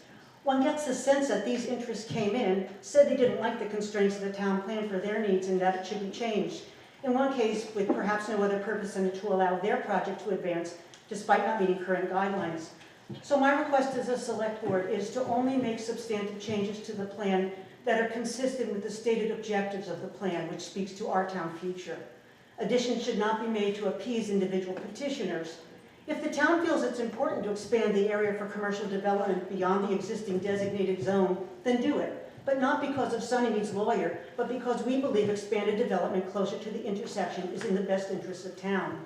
I might add that I personally don't believe it is, but if the town wishes to increase the number of rooms available for rental in rural districts, again, please make those changes based on a considered discussion of the merits now and into the future, and not because fat sheep farm owners want you to do so. I think there's not quite enough information yet to make definitive decisions regarding the impact. If we have statutes that are crafted to a standard and not to an individual, then when new projects come to town, they can be reviewed based on those standards. Is the field where Sunnymead wants to put in a large store space up to a possible 3,000 square feet farm stand actually being used for farming? Should an enterprise be allowed to build in a restricted area if some other part of their land is within the designated area? Our town plan should speak to that. If the standards are in place, every project can be assessed on real data and not the pressure of lawyers whose loyalty is to their clients and not necessarily to the town. If we have thoughtfully crafted standards, then we can not only support new enterprises, but also ensure that neighbors who have labored, often over decades or even generations, to create the bucolic rural landscape that we all treasure and which is so prominently featured on our town website, they will not see the quality of their lives measurably altered by some new enterprise having slipped through the cracks. Finally, I would ask, as Phil did before, and I do appreciate that very much, Phil, but I would ask the select board to hold foremost in its deliberations that what makes a town a viable living entity is the interplay between its citizens, its working committees, and its elected governance. Each town person can believe that their input is valued as much or more than outside influences or experts telling us what we should do in our town. We have the rich tradition of public service where committees, both formal and those created for specific needs, are filled with dedicated and skilled individuals who work for the common good. Their expertise in business, engineering, finance, technology, health, and more gives quality information to the select board to assist their deliberations. I urge the select board to continue to lean on these committees as representing the best of town governance when combined with your own dedicated efforts.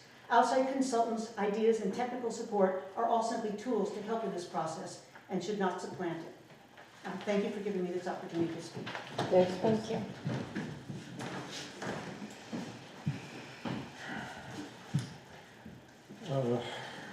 Chico, we have a hand raised. We still do. Trying to see if they're willing to speak. Go back to Nick. Hi, Rebecca Genovese. I just want to make sort of an overarching statement to members that are attending in person. Thank you for being there.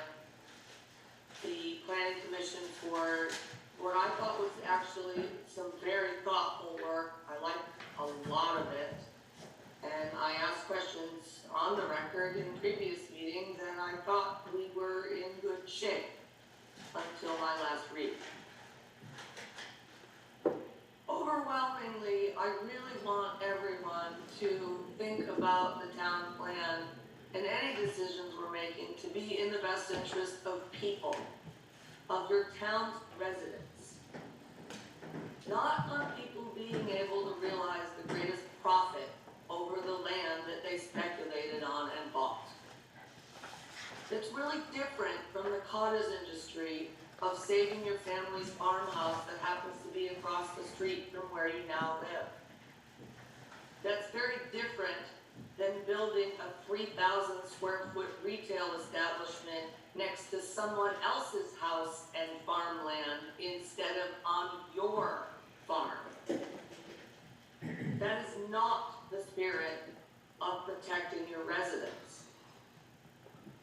And I really want that to be the overarching goal. So yeah, a retail establishment in an area that we were pretty much assured was not going to be commercial, that is surrounded by residents, that will benefit greatly from the bucolic generations of farming that they will not be representing right across the street. I don't think that is in any way, shape, or form along with the residents' needs. And that you are even listening to their lawyer on the same level as your town residents is a little bit disappointing, actually. So thank you, Chris Nippenberg. I want to echo everything you said. And I hope that we can make this a good discussion. And I think that moving forward with rules that benefit everyone and make sure that tiny property owners like me have the very same rights under law as big property owners is something we ought to be keeping an eye on. Thank you. Thank you. Thanks, Rebecca. Any other comments? Yes.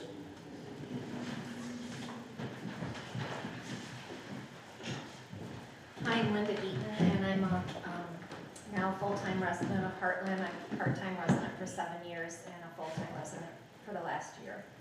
And my comment is on the short-term rentals, and that I feel it would be an important point to include in the town plan a requirement that the owner live on site.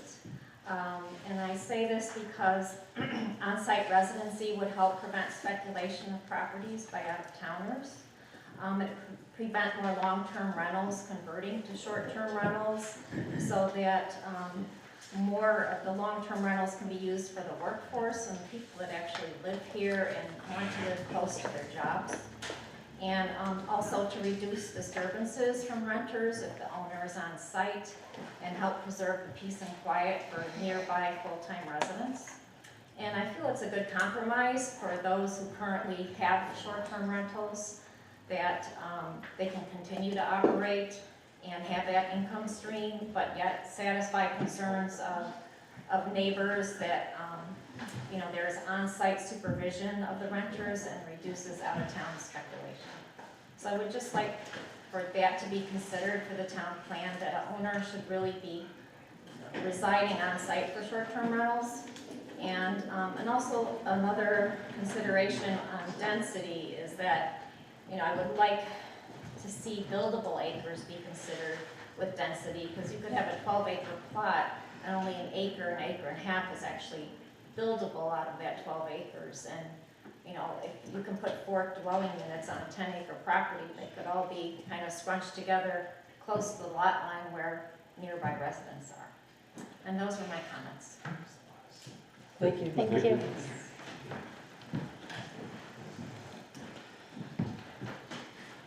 Other comments? Yes, sir.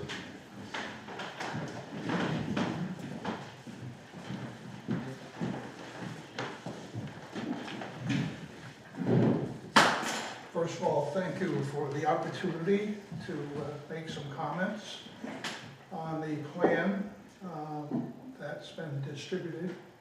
Quite comprehensive, very long, very hard to pull everything out.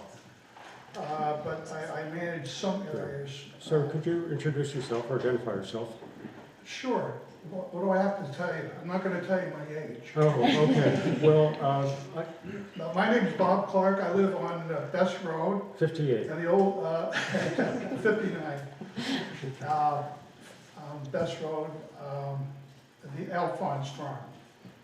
If you recall, it's the last house on Best Road going out. Thank you. And in fact, I guess at this point I could also highlight that my property borders Mr. Heyman's property. And so I'm, you know, pretty familiar with the area. I'm pretty familiar with what his project was and is. And I'm a native Vermonter, and I have strong feelings, and I tend to display them in various manners, but also I have to appreciate what you're going through on this situation here. This is a tremendous task. I'm gonna try to cut my comments short as I can. I focus on two areas, the Sunny Mead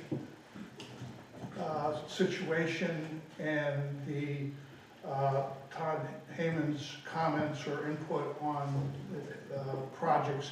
I don't know what do we call that project? Do we call it, I view it as a commercial project. I think he did a really good job with the building of it and everything. I don't think he had any problems when he went there to construct it. But what I'm concerned about today is the future of how we're gonna handle projects like that, where we're gonna place them. We talk rural, but then we are extending out. But then in other places, we extend back and we go on Route 4, you know, main roads for the farmers markets. I think that's great, you know, that now you got it like in a business area along the main road. So there are a lot of areas I see that have application and I think it would work. But these particular items here, I don't know how much focus is on it, but we had a situation in Hartland that somebody wanted to build a store down by 91 years back. Sometime ago, yeah. Okay. I don't know what happened with that. I wasn't involved. I have no idea what happened with that, but it was denied. Now we have another, I think, similar case with a store moving back toward the village at a location on Route 5.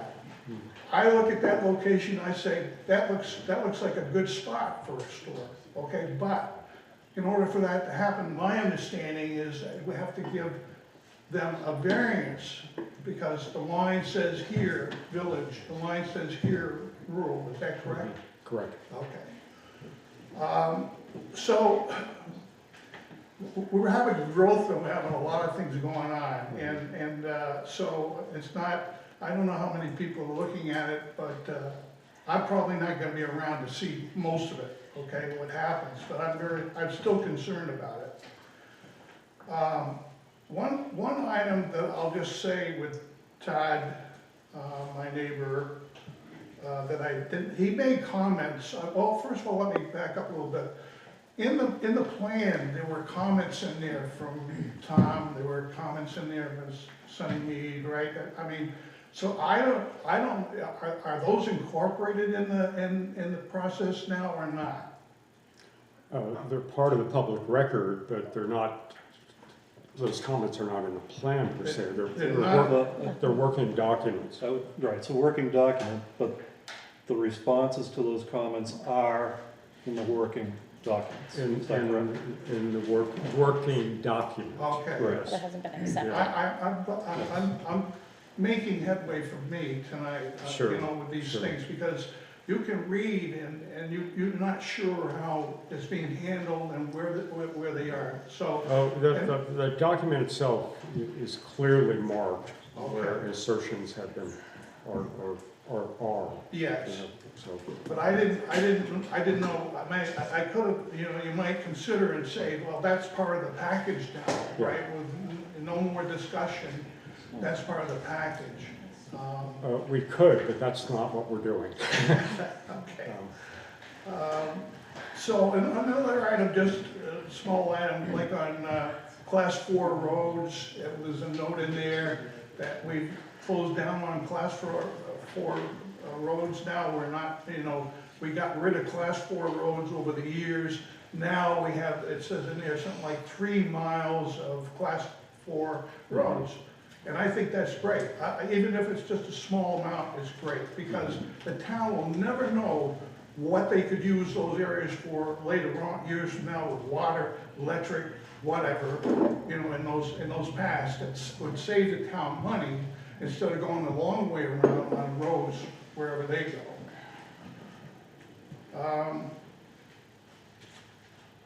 So I guess the way I see things now is you're still progressing, right, with the plan. You're still receiving feedback on the plan. And so at least I got a better idea of where things are. I mean, I'm kind of faulted with this because I started late, and I've been reading this document for days now, trying to pull things out of it that I thought would be, you know, important. So I'm satisfied with the method. I'm satisfied with the update. I might not agree with everything, and maybe later on I will maybe highlight some more of those things. But good job, thank you. Well, thank you for your support, and you're absolutely correct. I mean, it's been mentioned in comments that I wish we could beam into every Hartland household some of the information for informational meetings. So, But you know, I mean, electronically, you're reaching out. I mean, that says something right there with an issue like this, to try and reach out to as many people as you can, you know? Right. There have been some benefits of COVID. You can only try. Yeah. Okay. Thank you. Thanks, Bob. Thank you. Thank you. Pat? Thank you. I'm Pat Richardson. I fully support Chris Nivenberg's statement. I would like to ask if it's, what was the motivation for the town administration to talk directly with the Regional Planning Commission? We asked them to. Pardon me? We asked them to. We had. Does Board of Selectmen ask the managers to discuss this? I'm sorry, I interrupted, Pat. No, it's okay, Phil, but I'm surprised. It seems to me an unusual way to do things. The Planning Commission has been working on this for months and years. They are the people who know what's going on. The administration does not. I'd like to make a point of clarification. Thank you. If I may, Phil. Yeah, I'm still like, Yeah. Did I may So, not have made that kind of clear. looking back to the May 2nd meeting, right?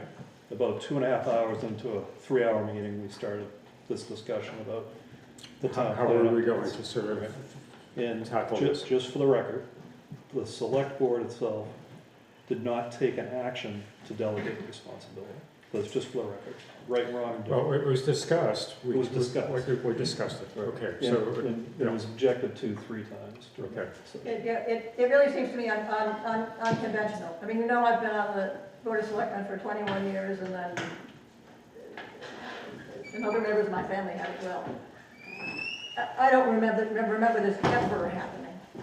I think it's the Planning Commission that needs to contact the RPC, not the administration. They're the ones who know the work that went into this. I think it's inappropriate for management to approach the RPC directly. That's all. Do you think some harm was done, Pat, by this? I have no idea. I have no idea, but they came into it awful late. I mean, the Planning Commission has done, as you know, I mean, they work on it for. Pat, I also, as an example, I contacted the Two Rivers to ask questions about that. Is that inappropriate? I don't know, Phil, I couldn't tell you, but you're an elected official. Yeah. You can do whatever you want to do it. Thank you. Yep. Thanks, Pat. Yes. We'll get one more. There's a gentleman over there too. Okay. Behind the column. Okay. I'm Linda Genovese. This past week we celebrated 50 years of residing in Hartland in the same house that overlooks Interstate 91. And we are the diagonal homeowners to the proposed Sunnymead development there. I can give some light to the comment that was made earlier about there was an attempt to do a convenience store, gas station type thing on the diagonal interchange there. And at the time, the governor was very interested in keeping the rural interchanges of Interstate 91 bucolic and a welcoming thing to Vermont, rather than having a situation like 4 gas stations at the interchange.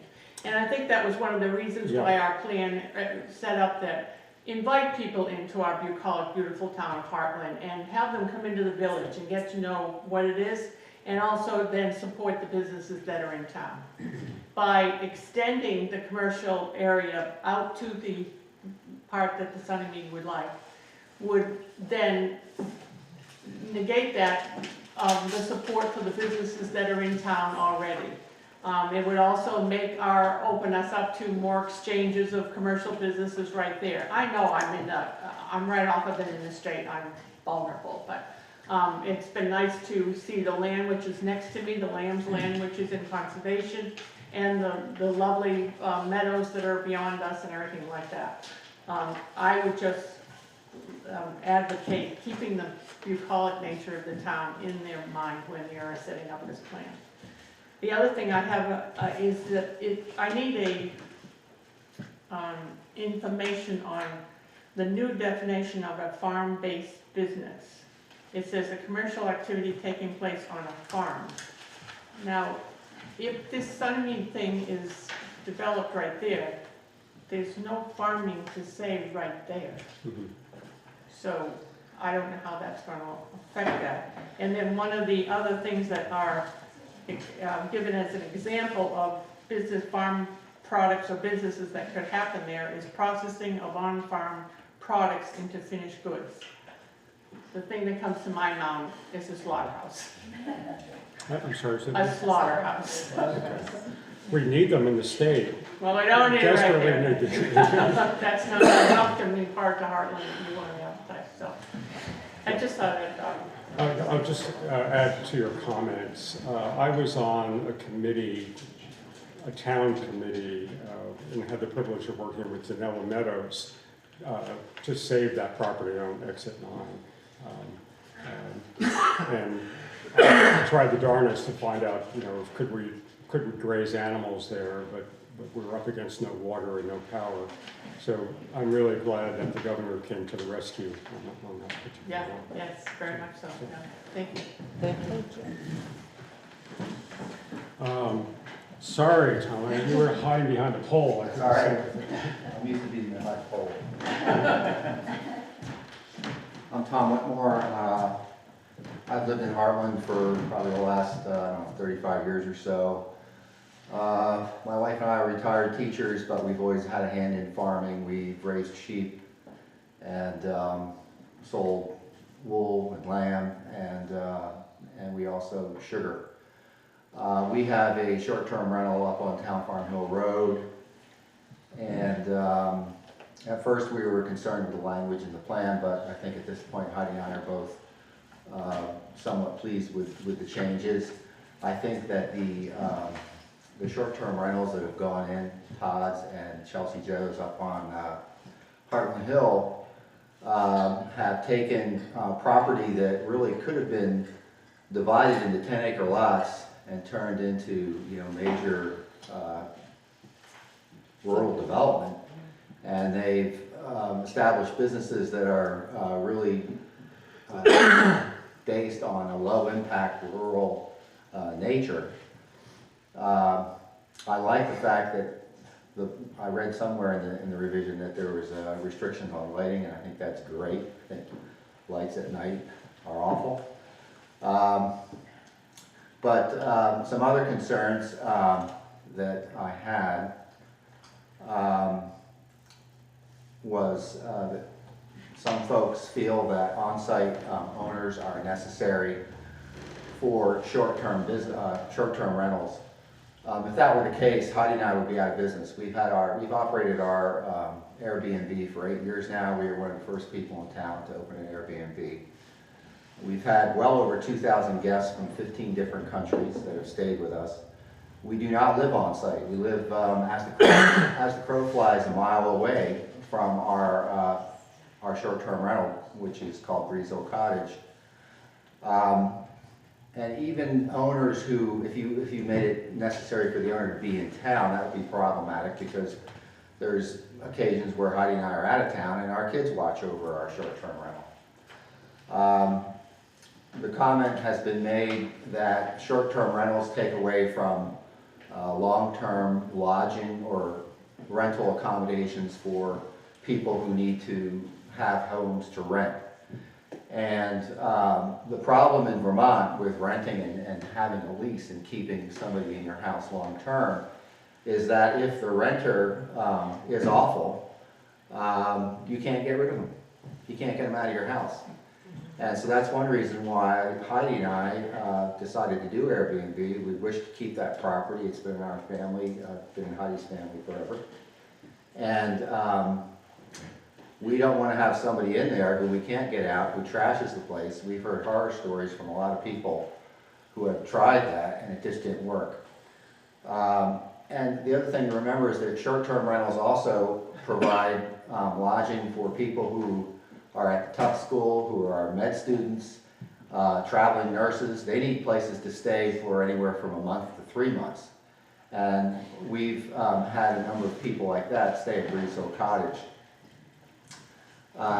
Being on site is something that just isn't necessary.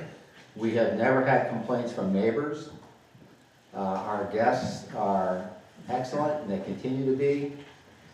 And you know, farm-based cottages are a tradition in Vermont. My own family ended up in Vermont in 1959 by staying at one. And my insurance company, Nationwide, who is connected with the Vermont Farm Bureau, insures farm-based cottages and covers many throughout the state. So I think that a cottage like ours adds to the enhancement of this community, and I think it would be a mistake to require owners to be present or to live on that site. I can understand the concern.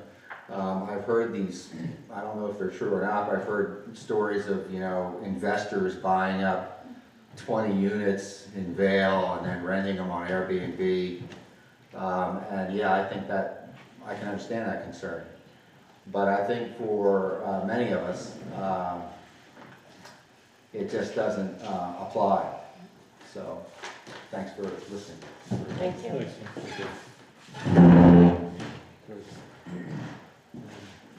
Additional comments? I'm John Bassett. I'm going to echo a lot of Tom's. Say the same thing. I'm a resident in town, been here 38 some odd years. I'm in the real estate business. I think I bring a little bit of a unique perspective to the short-term rental thing.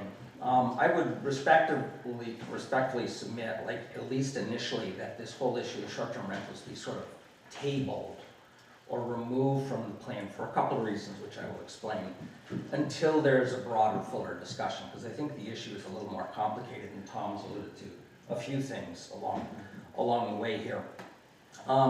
First off, it's written on page 95, 6, 7, or 8, wherever that is under home-based businesses.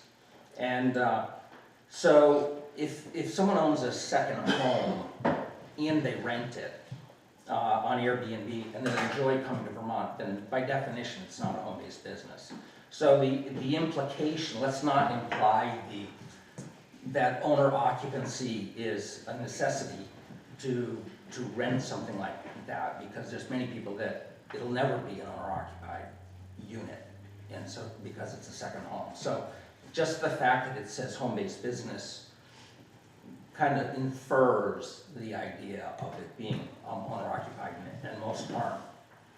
I think without getting into the life, liberty, and property and constitutional issues that you could bunny trail on, let me say it this way, that a landowner ought to have the ability to have the quiet enjoyment of the asset that they bought. And so just fundamentally at that level. And so the balancing or competing rights that people have to how someone ought to use their property, are offset by maybe the greater good of the town, but it's a fair question that's out there. And if I said it differently, I would say that if someone's paying $500,000 or $300,000 or $500,000 or $1 million or $1.5 million for a home in Vermont, and they're paying taxes to the town to the scope of $5,000 to $25,000, and then they're choosing to rent it to offset expenses, then nobody's harmed in that. And it's their property, and they've paid the cost to buy it, and then they've paid the cost to the town to do something with it. And then the fair question is who's harmed, other than the guest who's enjoyed it, the owner who's profited from it, and things like that.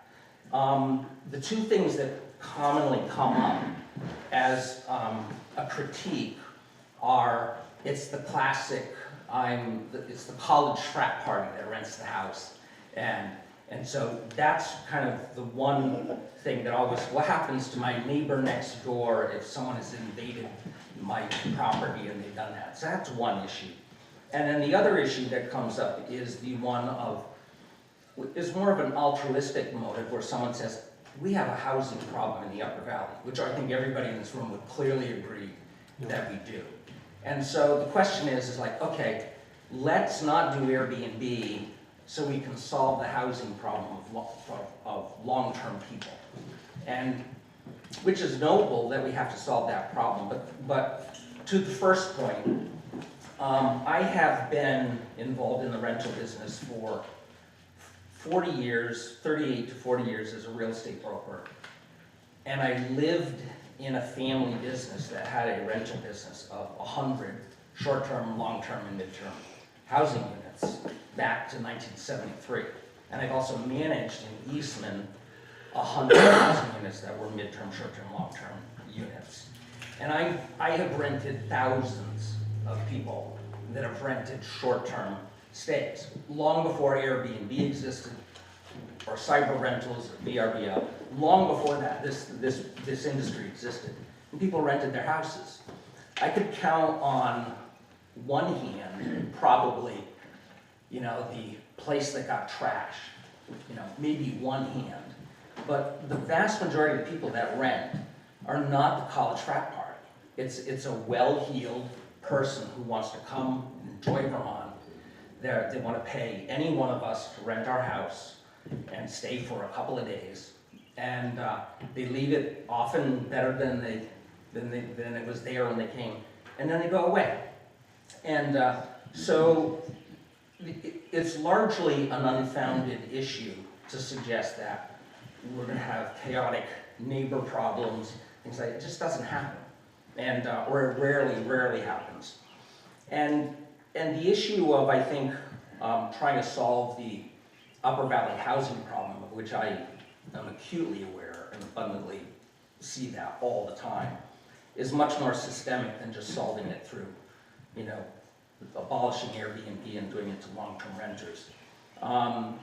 Because the rhetorical question is like, is it the responsibility of half of the town of Hartland, the rural half of Hartland, to somehow have restrictions and burdens imposed on their properties to solve a housing problem for someone who doesn't even live in the town? Or maybe said a little differently, why should a Hartland landowner only be allowed to rent long-term for less money and not enjoy his property themselves? And to Tom's point earlier, the landlord-tenant law, in comparison to the New Hampshire law, there's quite a contrast there. New Hampshire is much more balanced in landlord versus tenant. In Vermont, it's very difficult to evict somebody. And it's about a 6-month process just to make that thing happen. And as a result of that, many people just say, I don't want to go down that path. And it's a hard choice too, because like I've rented my house long-term and short-term in Airbnb. And it's difficult because no matter how much you vet that long-term person, I'm fully in favor of long-term rentals, but no matter how much you vet them, 9 months into their 12-month lease, the cat died, the car's, something's gone wrong, and they want to break a lease. And there's sort of lost revenue in that circumstance and things like that. So sometimes people rent just because they want more mobility on a short-term rental. they want to use it, they want someone else to use it, they want their family to come, and all of those things are net positives. So a second homeowner who chooses to do short-term renting, they don't use the school system, they're barely a tax on the social services that we have here, and they bring healthy revenue that might serve DGs, or, you know, it's useful. There's a net positive for those people, and all the guests that they have are a net positive to the community that's here. So it's a positive, and I do think that the effect of a rule like this, it does devalue property. It certainly devalues property to that buying segment of the population that are considering the purchase of a second home, their first, second home or something like that. And Hartland doesn't have the rules that Woodstock does. And so they say, cool, I can do this and I can rent it a little bit and it'll pay for my taxes and things like that. That's a positive. And the idea of the danger of over-regulation is we inhibit the opportunity for not only the Hartland landowners to financially profit from their own property, but we eliminate the financial logic that someone might justify to afford that second home. So I'm a little concerned about it devaluing property at some level too. I guess parenthetically, I'd say I doubt that this issue really has anything to do with Act 250. Which I've heard, you know, I haven't attended a lot of these meetings, so I'm making a statement here that it is maybe unfair. I'm not trying to be. But I've never seen an Act 250 jurisdiction where they step in and want to regulate or mandate or observe what's going on in someone's private single-family home. And so the fact that we're putting something like this in to seemingly address something like that is like, one, I don't think there's even a jurisdictional issue. I don't think it's enforceable. And so I'm wondering why we're putting it in.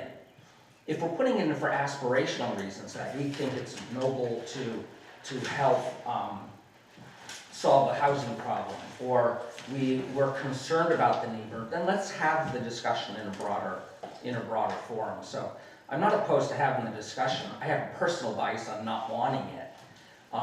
But I think the idea, it'd be better to open this up to have a broader discussion with everybody. And I guess I'll end with a couple of quick comments. And Tom, once again, kind of made the hypothetical. There are families in Vermont and in Hartland who are able to afford their Vermont house and not sell their house, that has been either passed on to them by parents or they've inherited it or some circumstances, because they have the ability to rent short term. And otherwise, if a town eliminates the ability to do that, you know, then they're forced into a circumstance where they may have to sell the family homestead. And ironically for me, and it's a little funny that this issue has sort of come up, renting on a short-term basis is actually part of my retirement plan. It's pretty funny. And because I'm thinking here, I have a house with 3 or 4 bedrooms. I have a real estate office that sort of has a bedroom in it. The conference room is a bedroom. Then I have a garage, and I have an apartment above the garage. So I have like one of the weirdest houses in town because it's got 3 kitchens and It's not as weird as you think. yeah. All right, yeah, you might know better. And so in that house, when I finally decide to retire from the real estate business, and I'm 80 or 90 or whatever, I might want to move out. In fact, the plan is, like when I'm 90, I'll be dead. It'll be my wife who's in the house. But I would move into the smaller house, and I would rent out the bigger house. Like right now, I rent on Airbnb in my 1-bedroom place, and I've managed a lot of places locally. But the very real plan is move to something smaller, rent out the bigger one. And I would far rather rent it, and I really feel sad saying it, but the difference between $1,800 a month, you know, in a long-term rental, and $4,000 to $5,000 a month on a short-term rental you know, this isn't just affecting second homeowners. This is the Todds of this world who live here, you know, and this is the me who owns a house who, you know, if this went in, it's like, it just merits more conversation from my standpoint. I appreciate everything that everybody has done, the planning commission. We're all doing the best we can to, you know, to just grapple with the future. But on this one, I'd say, you'd be better off just striking the language in this, having a conversation on this one. And so, thanks. Thank you. Thank you. I see another hand, Stacy. I'd like to throw my own thoughts into here. As many of you know, I live on Brothers Road. Chuck just lives south of me on Brothers Road. And in between us is a multi-generational farm. The owner sold the cows 6 years ago, 5 years ago, some time ago, and decided he was going to turn the cornfields into hay crop and sell to the horse people in town. And then he also rented the barn out to another dairyman. Well, he discovered that the years of abuse and I'm not going to comment too much of it, but he couldn't grow that hay crop on that land. I think it's coming back slowly, but it was pretty poisoned. He just ejected the dairyman that had the cows, so now his only income is going to be, he's renovating the very large farmhouse as a rental property. So I'm scared. I don't want to have that huge, beautiful piece of land carved up into small pieces. And I hope that we can consider a plan that allows that person to keep the farm and move forward. So just a comment, and that's a story that I know Chuck would say that echo me the same way. Stacy.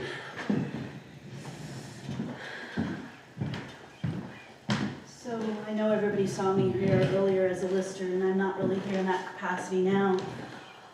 Now I'm here as a Hartland resident. My name is Stacy Bradley, and I've lived in Hartland for almost 13 years now. I've been a lifelong Vermonter.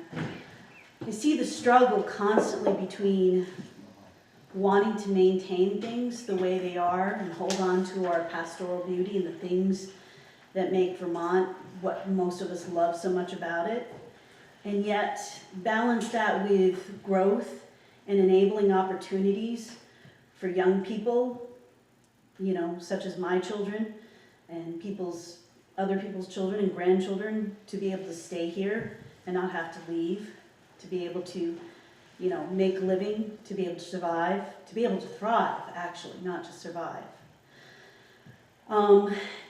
You know, we talk about wanting to support agriculture, and I think agriculture has had to learn how to think outside the box.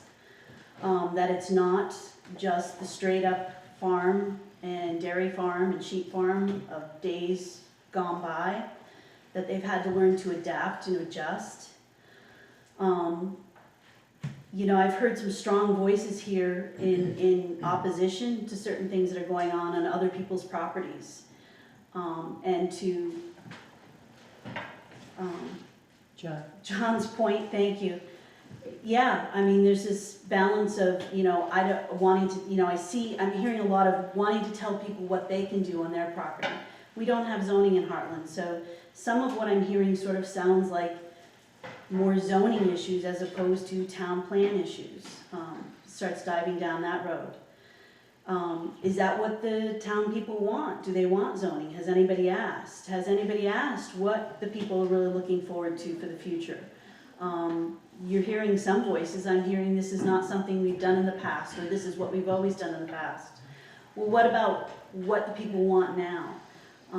You know, I thought I saw something about the states mentioned something about a survey being done, suggesting that a survey be taken before embarking on revamping the town plan.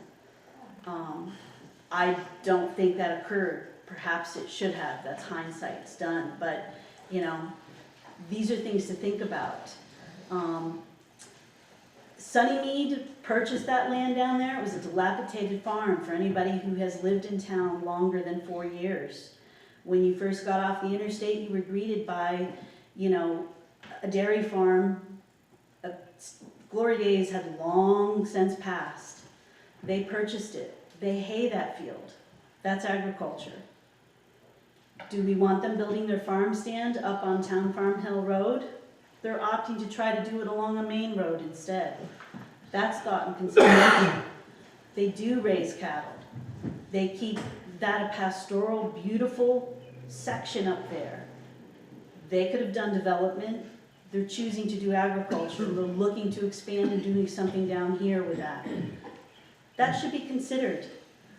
They're town, you know, they're taxpayers, they're property owners, so they should have a voice at this table. Their voice should not be less than anyone else's. So I guess that's my 2 cents, that these are things to consider as well. That, you know, we shouldn't cut short these ideas. Just point of clarification. Mm-hmm. You know, I think surveys are a great thing to do. I think the last one this town did was in 2014, if I remember correctly. Yeah. And the thing I would point out is that our existing town plan is good until May of 2025. Yep. So there certainly is ample time to do a survey, collect the data, Yep. and make sure that, you know, all the public feedback that we received, you know, is reflected in the town plan. Yes. So, but in the meantime, thank you for your hard work. I do want to acknowledge that, and I do not envy you this process. Want to trade seats? No. I don't think you want to do what I'm doing right now either. I don't know how many more comments there are, but I think my colleagues up here would welcome a short break. Pat, I see your hand. I understand. No, I understand that, and I think there were comments over here. So we're going to take a 5-minute break, and thank you. We'll be back. Would anyone object if I open this one? No, that's a great idea. I feel like I'm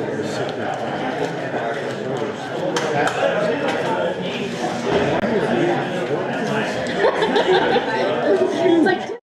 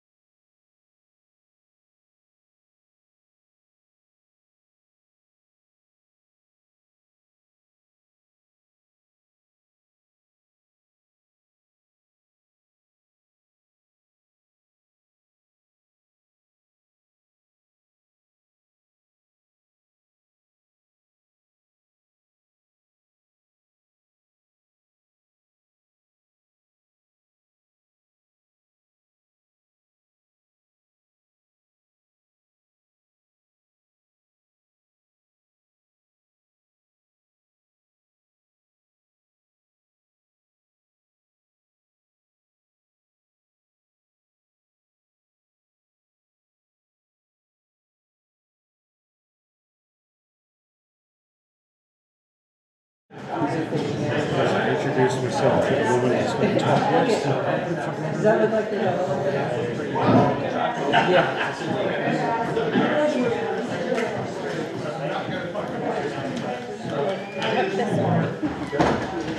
Okay, folks, can we wrap up, please, your conversations?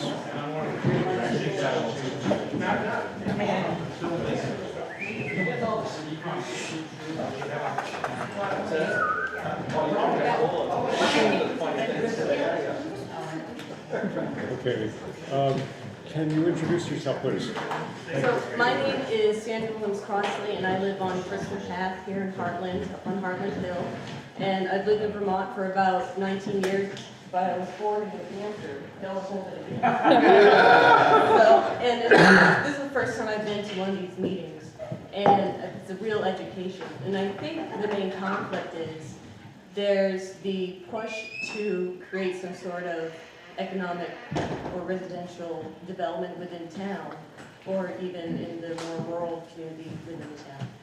But there's a fear that the scope of specifically the short-term rental units could get out of control. And I think that's what the main conflict is for a lot of residents in town. The past few years has shown that it's difficult for people who live in Vermont to even buy a house anymore because the demand is so high. And now we're looking at something that could potentially get even harder for locals to remain in the community that they love. If they have to compete with a large out-of-state entity that could buy up a large plot of land and develop it into 4 or 8 small rental units. I think that's a big concern for a lot of people that live in town. So that's it. Okay, well, Thank you. Yeah, there are two ways which are being floated amongst housing folks for a long, long time. It's that there is no availability of properties right now. And those that are available are not affordable. So I think we're all aware, yeah. So, other additional comments?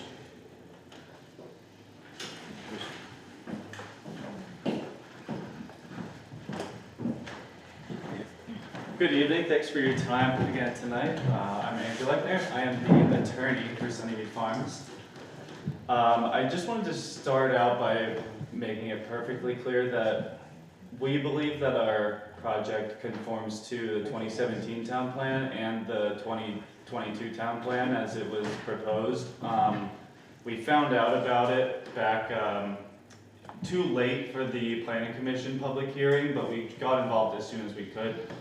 In the process, we just thought it was important to get involved with, this kind of public process and to propose language that was not mandatory language or language that's binding, but just to unambiguously, support this project. So we proposed that one short clause at the beginning of the rural area section, just to reflect that.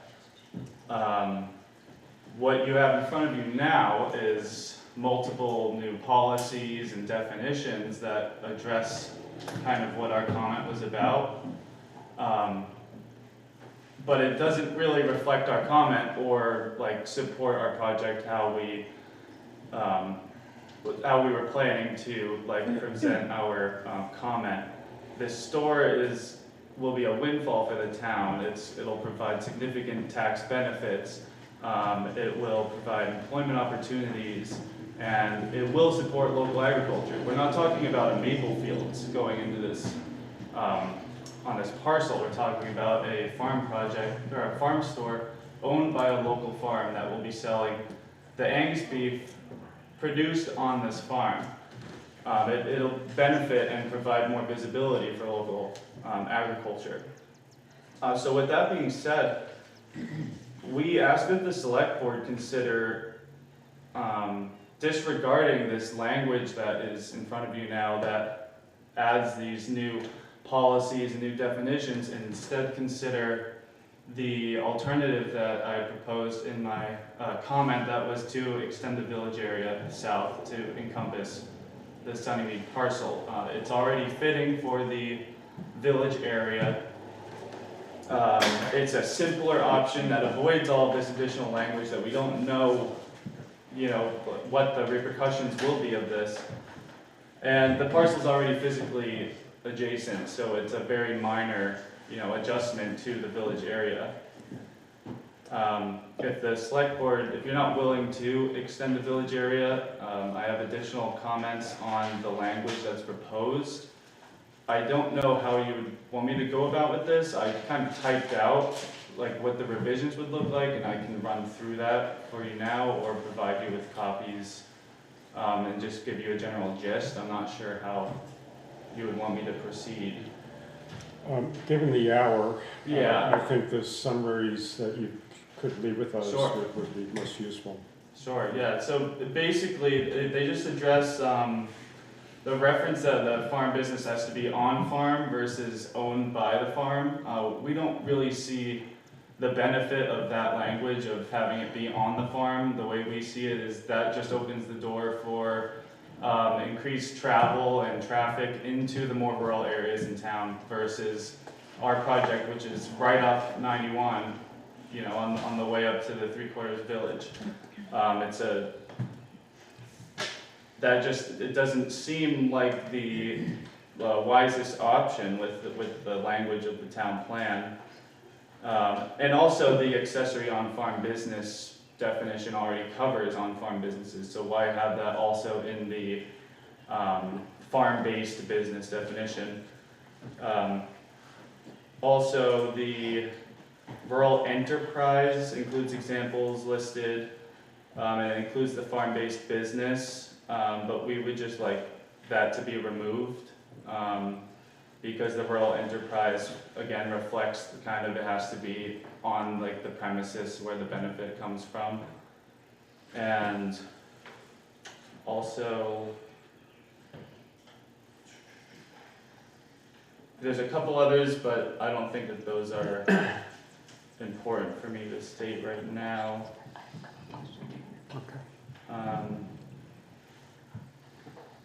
So yeah, I think that is it, but I can provide this. Sure. Andrew, I think we have some questions. You mentioned that you would potentially have employees. How many people would you foresee you'd be employing? By my understanding now, it would be full-time between 12 and 15. Okay. And then the other question is just to clarify so that I'm understanding, are you essentially asking to adjust the tax map to fit the project? Is that sort of what you're... I don't know how, just adjust the village area designation. So you're looking to adjust the tax maps then, correct? Is that... I don't The land use map. Okay. Yeah, the land use the map. future land use map, Okay. yes, the village area, I believe it's red, like Mhm. red, and you can see it border, like it goes south on the eastern side of the parcel, and you can see kind of where the parcel is, and it would kind of basically fit right in there. Okay. No, I think that's clear. Thank you. Thank you. Thank you. And you'll leave some information for Yeah. us? I'll give it to you after, or right now? Other questions? There's some extras. Okay. Yes. It's just one page. Thank you.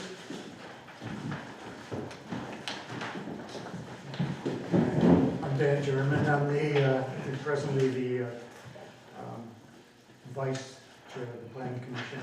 I just wanted to briefly, I think it was, I'm not sure it was on the agenda, but the planning commission's position at this point is just, we would like the opportunity to weigh all of these things that you've heard tonight and take our time and do it. The town plan is, we have a town plan that's valid until 2025.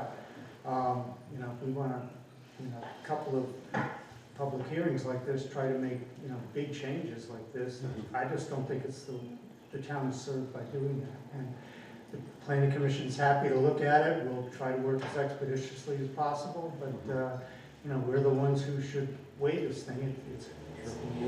Sure, Dan, I would just remind you, it was the planning commission that set the deadlines. They felt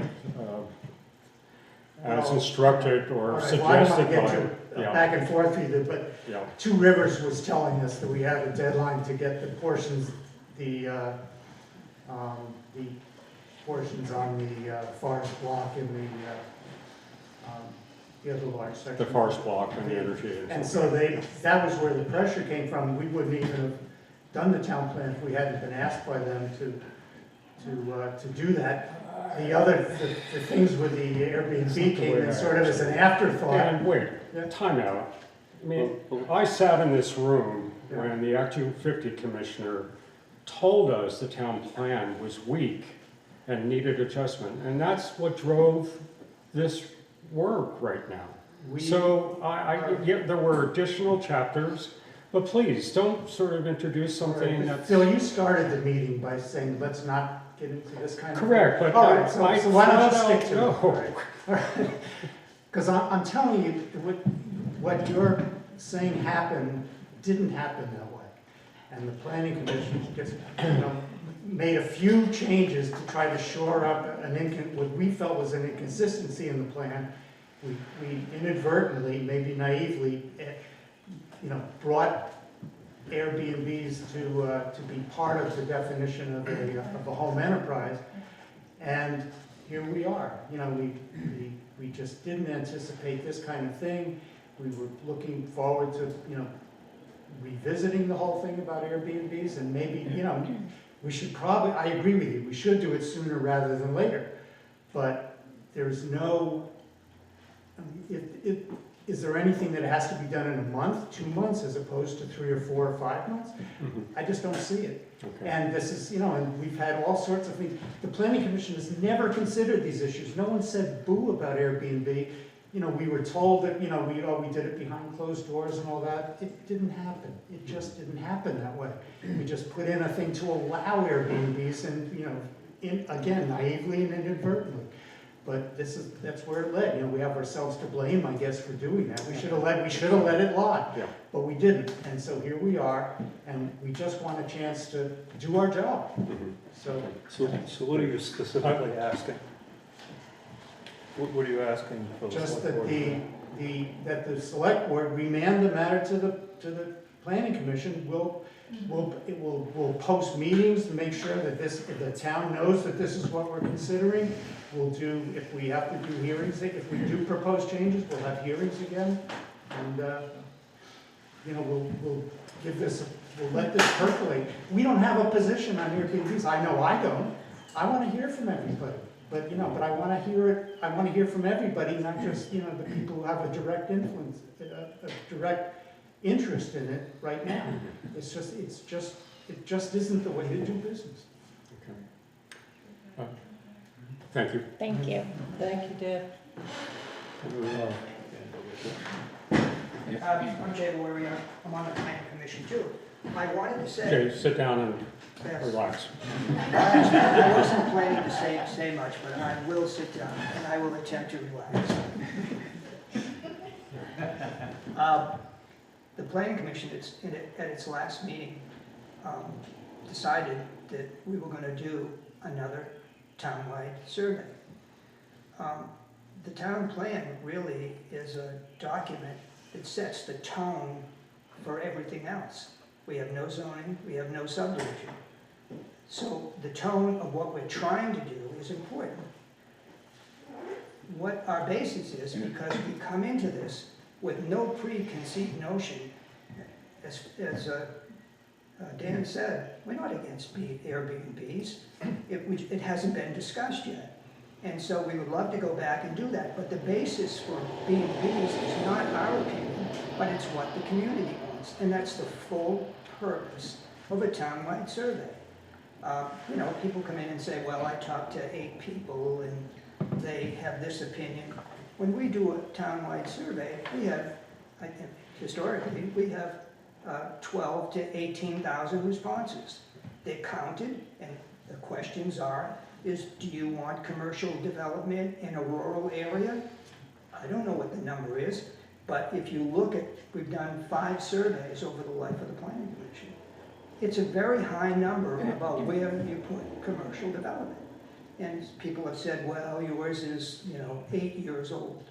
Well, if you go back to the 1981 survey and the 1992 survey, and the 1997 survey and the 2014 survey, it all is coming back the same, what people want and what they don't want. So we think it would be fair to take a little bit of time, probably take us 3 months to do a survey, get everybody's opinion, not just the 2 or 3 or whatnot, and say, hey, wait a minute, this is what the people want. And then you sit back and you develop the words in the plan that are the wish of the people, if you will. That's what's important, and that's what's lost in this process now, because individuals get up, specific individuals get up, and they want to do something. It should never be that way. It should be a general tone document. Anyways, Planning Commission, we have it on our agenda. We circulated the results and the questions that were on the previous one, and next month we're gonna start this process. It doesn't take. It takes Start a survey process? Yes. Okay. So Just wanted to what we clarify. have 4 years, 4 surveys in the last 40 years. And in the questions, because someone said, well, I want to be on the questions, we don't want loaded questions. So we have questions that were sort of developed by different outside organizations. One was Castleton,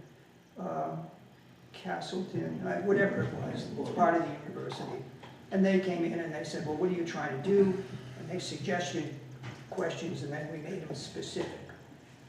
One of the questions we had last time, or that we had on the survey was, do you want commercial development from the interchange towards Windsor, or would you like commercial development from the interchange towards the village? Do you want commercial development at the Route 412 intersection? Those questions were in. And what we did in the last town plan was we took one of those where the most popular, or the highest positive question was from the interchange towards Windsor. And that's why we created the I-91 interchange block for low-level commercial development. That's where people wanted it. So that's just a typical example of, don't rush this thing on us. Let's go back and let's get good data and proceed. We're already working on it, and we will do it as quickly as we can. We're going to do it whether or not this process is rushed, and we're going to do it. And then we'll go from there. So I'm surprised that you're framing this as, or characterizing this as a rushed process. well, let me put it, well, I'll tell you why I say that. Here there's a meeting on a 121-page document with 41,000 words that came out to us on Friday, like 1, 2, 3 days ago. And all of a sudden, why are you even talking to us tonight? And maybe you haven't been informed. We voted in the affirmative, and we sent you a letter last week that said the Planning Commission requests the Select Board to remand the process back to us so we can reconsider 2 things: public opinion and material that was inserted by whoever the creator of all these changes were, that appears to be Dave and Sean and Kevin Geiger. So that's why we're rushed. We shouldn't even be tonight. Notice the Planning Commission has made no comments about the plan. We haven't even had time to read it yet. Why are we here? Why is the public here? How many people from the public have read the document that they saw also on Friday, or was noticed by Dave on Friday? I mean, this is pretty nutty, I have to say. Excuse me for not being calm, but it's my opinion. Right. I'm going to restate what I said earlier about what we're doing as far as going, we're moving forward. I have a question real quick about the survey. Do you mind if I? No, please, Okay. please. What questions are included in the survey, or have they not been Okay, developed at this no. point? What we intend to do is because the other ones were, again, developed over time, there's of probably 20 questions. The first one's asked generically, no names, no identification. How long have you been in town? What part of town do you live in? Just those basic ones. Then it starts about, as I mentioned a minute ago, are you in favor of land use? And then that breaks down into 3 other questions, and that gives us an idea. Are we interested in land use or zoning? And then it says, if you don't do that, what's the alternative? Should a development be able to be located wherever in town? 0 restrictions. So one question will have a full range of answers from zoning and land use, zoning and subdivision, right down to nothing at all. And you get a count. 20% want this, 50% want that. And that's the basis when we write the document. Are we aiming for the higher level or the lower level of regulation? So the other question I have is, would the planning commission be the one to facilitate all of that? We've always done this. And then how do you distribute those to the people in town? Electronically, mailing, is it? What the process is, well, times change. Yes. I don't think when we did it in 2014, it was much of an ability because there's a lot of people in town that aren't on the internet. So we tend to send everything by mail. All the surveys go out.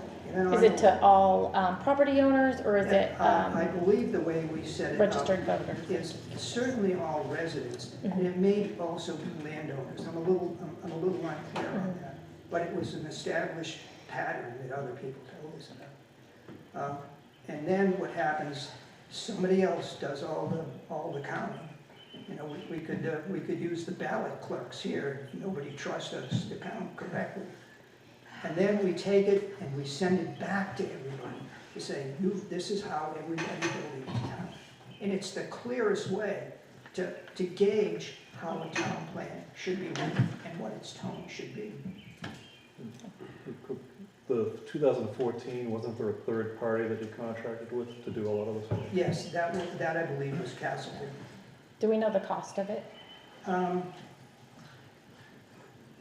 tell you the truth, most of the cost is in the postage.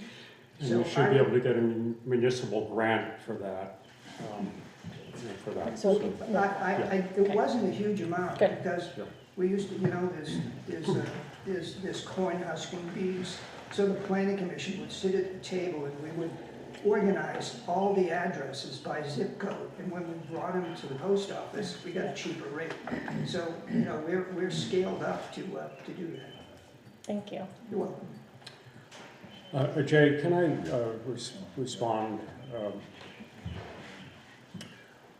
I made comments in my opening remarks how I envision moving forward, and I clearly stated that I wanted the select board to be deliberate, considerate.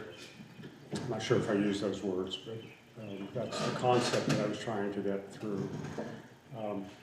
So we're not rushing right now, but we are moving forward.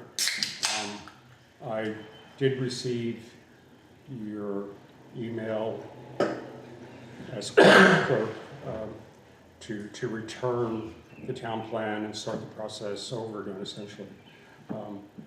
So I think tonight I would say that I look forward to having additional meetings like this where we have the general public here, where we have open discussion. And Dan, I apologize for calling you out on that. I sincerely apologize. So, thank you. Can I just ask them, what would be the harm? Right, I think a somewhat incomplete plan came here. okay? And it was incomplete because Two Rivers had a lot of stuff they wanted in the plan that they didn't submit while it was in the hands of the planning commission. It is what it is. You know, it is what it is. I think back to the first public hearing, and I didn't really know what changed Right. on the first round. You know, and I made the mistake of getting a document that I thought would be helpful that had the edited changes. I fell asleep really well trying to plow through 121 pages of cross-outs and changes. So how many other people in the general public at that point paid attention to the plan? But now that people So are we paying have attention- time now, Jim. Yeah. We have time. Right. So why not, you know, send the plan back to the planning commission, or let them start anew, you know, consider the input from this meeting, consider the input from the 418 meeting that we had, right? Make sure the Two Rivers changes are all resolved, right? If need made, you know, do survey work. If we can't get the survey done, we rely on, you know, the public, you know, feedback, and rely on the trends from past surveys, right? But let them do it, let them hold a public hearing, and then give us a plan that. Who's going to hold a somewhat- public hearing? If they take it back, they would have to hold another Right. public hearing. So, and then after that's done, they submit a plan that's, you know, 99% complete instead of 90% complete. And then it's, our job becomes that much easier. I don't see the difference in the process for us to move forward with the same deliberation, with listening and having a public hearing. I just think their agenda, that's their bread and butter. Our agenda's got lots of other stuff that we've got to deal with. Yep. I think they're best, and they have the history and the knowledge. Jim, They can do this faster, they can do this faster than we can, right? And they can do a better job on the first pass. That sounds like kind of a huge revamp, but we're 2 years into this and we're at the We got goal line. 2.5 years to go. Can I finish? Yeah, sorry. I do, but, you know, our assistance is not infinite. And if it needs to be looked at that badly, and surveys need to go out, which, you know, isn't a bad thing, but, you know, you're basically starting from, you know, almost ground zero at that point. That we're starting from the plan that was delivered on So April how about, 2nd. how about we pass a plan that's in front of us? We can even scale it back to, you know, pretty far. And pass it based upon the changes that have been made. And then if the planning commission really feels as though we need to do a deep, because this was, they did come to the select board and said, we need to make a change. It was supposed to be a quick change to fix the inconsistencies that were in the plan. If the plan needs to be looked at, not as a quick fix, not as, we didn't pass inspection, we need to, fix the blinker.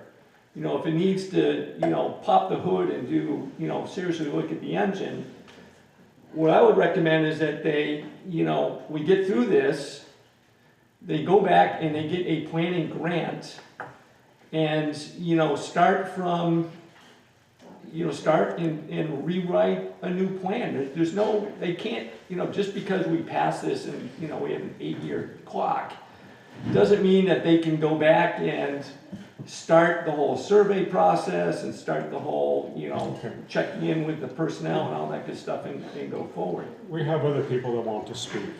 Okay, if you've asked me more questions than I thought you were, then I'm going to make one comment. I'll be quick. The process that we just entered to get as far as we have has been a pain. And that's because in the 40 years that I've been on the planning commission, I'm going to say it, like it or not, that there has never been an instance, ever, when a part of the town administration came between the planning commission and the select board. The process in the past has always been straight us talking to you. Okay, thank you, Jim. You're welcome. Okay, Todd, do you have a comment?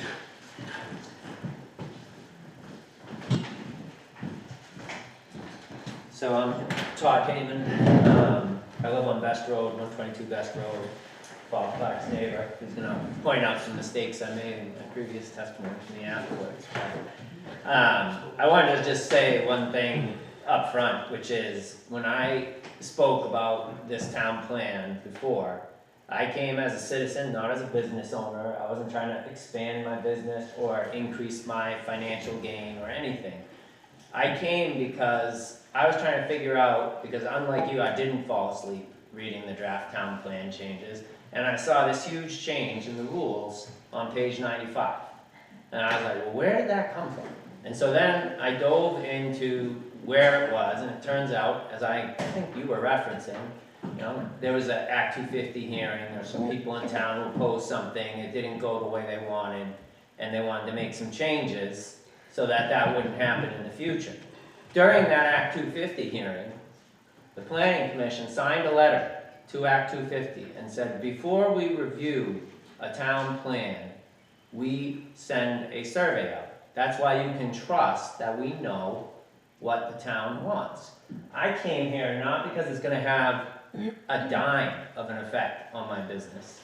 I came here because I believe in surveys, and I believe that it should reflect everyone's view. I don't need short-term rental, okay? I have no dog in that fight. I'm a licensed lodging facility, and I'm permitted. I'm not gonna make any more or less money no matter what happens. But there's less than 10 people on the Planning Commission, and they created all these rules about short-term rental, which frankly, when people asked me what I thought they meant, I couldn't even answer, because I was like, can you rent a whole house? I don't know. It says 2-bedroom. Does that mean you can rent 2 or 4? I don't know. But the rules, I don't think were well thought out, and I don't think that they reflected the view of anybody outside the room. And I believe that when you're making a town plan, that the views of the whole community should be included. If the town decides that they don't want short-term rentals, great, so be it. But I think that this was not only not surveyed, but then when the rule was put into the town plan, there was absolutely no notice of that specific rule in the warnings about the meetings. If you lived in a zoning town, any change in the rules, you'd get a warning with the substance of the rule. When you wanted to pass your building permit ordinance, you had to warn what that building permit ordinance was, so that the whole town knew you were going to be voting on it and could make decisions about whether they wanted to show up at a meeting like this. The town plan, the substance of those rules on short-term rental and lodging, those were never warned. And so not only was there no survey, so we don't even know what the town thinks, but then the new rules which were put on page 95 were never even identified, so anybody in town could even know that they were in there. And that's why I came forward to talk about it. Again, I'm not going to benefit from whether there are short-term rentals or not short-term rentals. I didn't think the way the process went through was a good way to change the town plan, and I thought, there's 100 people in Hartland who rent their property on Airbnb, just go on it, you can see it. How many of them know that there are new rules going in on page 95? I don't think many of them did. I'm not sure they do now, maybe they do. The other thing I wanted to say is, when I testified about lodging, I have no intention of ever building another rental unit on my property, okay? I don't want to do it, because I've been through Act 250, I know what it's like, I don't want to do it again. I was just saying that I think it's good for the town to have low-impact rural enterprise if done tastefully. And you know, people can disagree with me, I think maybe my neighbor does. Hopefully he doesn't hate the project. Yeah, I've had his family in there, so I'm hoping we're all good, but I don't know. But I do think, you know, there's a tax increase, taxes for the town. The people who stay in my cabins don't require educational services. We employ people. I brought someone back to Vermont who had left, a young person who wanted to come and work with us. I mean, there are benefits to rural economic development. And I do want to say, and you know, I think those issues should be properly discussed, vetted, etc., in a public meeting. And whatever rules are going to be adopted, I think they should be identified if they're going to change the status quo, so that everybody in town can see the warning with the specific changes and they know what's at stake. I also want to say something about the survey. if there's gonna be a survey, and I really do hope at some point there's another survey, I don't know whether it's gonna be this year, or next year, or whatever. The last survey was done in 2014. I mean, if you look at where rentals were in 2014 and now, I mean, it's just a fundamentally changed world. And I do think that the questions are really important, because if you just ask, do you want development in a commercial area? Well, that's, yeah, okay, no, I don't. Because to me, that could mean McDonald's or a burger joint. But is it a 6-room bed and breakfast? You know, I think those specific things need to be vetted in this. I mean, we're talking, as Dave said in the beginning of the meeting, there's short-term rentals, there's lodging, and there's a farm store. My understanding of the farm store requirements is that over 50% of the stuff has to come produced from the farm. I don't know if that's your understanding of it, but that's a pretty significant limitation, and it means that it is going to promote agriculture. With respect to the short-term rental, I think there ought to be questions in that survey that say things like, do you think people in town should be able to put their house on Airbnb? Do you think people in town should be limited to only a certain number of bedrooms? Do you think, I mean, you know, if you're gonna draft a rule that's, and frankly, I don't even think Act 250 has jurisdiction to tell anyone that they can do anything about these short-term rentals, so I don't even know what the point of putting it in the plan is. But if you're gonna have rules in there, and you're gonna do a survey about it, you've gotta ask some pretty specific questions. The kind of questions that came to me after I sent my email to the listserv about, hey, is this new rule on page 95 really going into the town plan? They were like, well, I have a 3-bedroom house. Does that mean I can't rent it? I don't know. I have a 2-bedroom. Does that mean I can? I guess so. I don't know. But those questions are really important if you're going to draft a rule that purports to restrict things. And same with lodging. I mean, I don't know. Honestly, I've never had a neighbor complain to me about my actual business. They might complain to other people, but no one's actually ever complained to me. The majority of people who live on my road, either they or their family members, have at one point in time used my cabins.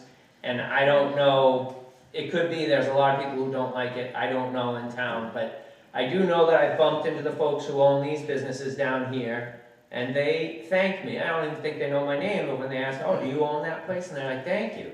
We get lots of your people in here buying things. And so I do think there's a balance that needs to be struck, and I think lodging is a way that someone can make a living in a rural area without having a negative impact. It creates some jobs, and it offers a lot of money to businesses in the community that you might not think about. Like when my guests go to the Butcher and Pantry, Windsor Station, the Steiner, Bee Gees, Mike's, you know, those are businesses we don't want to see closed. And, you know, I'm bringing 2,000 plus people here a year, and every single one of them shops at those places right out there. So I just think that those things need to be considered. And I want to make clear that, like, I'm in. I'm not going to get any benefit from this one way or the other. This is my opinion as a person who lives in town, that lodging can have some real benefits for Hartland, and it doesn't have to be done in a distasteful manner. And that's my Good, thank you. Thank you. I'm going to recognize Chico in a moment, but I'm just going to take 2 more comments, just given the hour, and we'll be back again. So, Chico.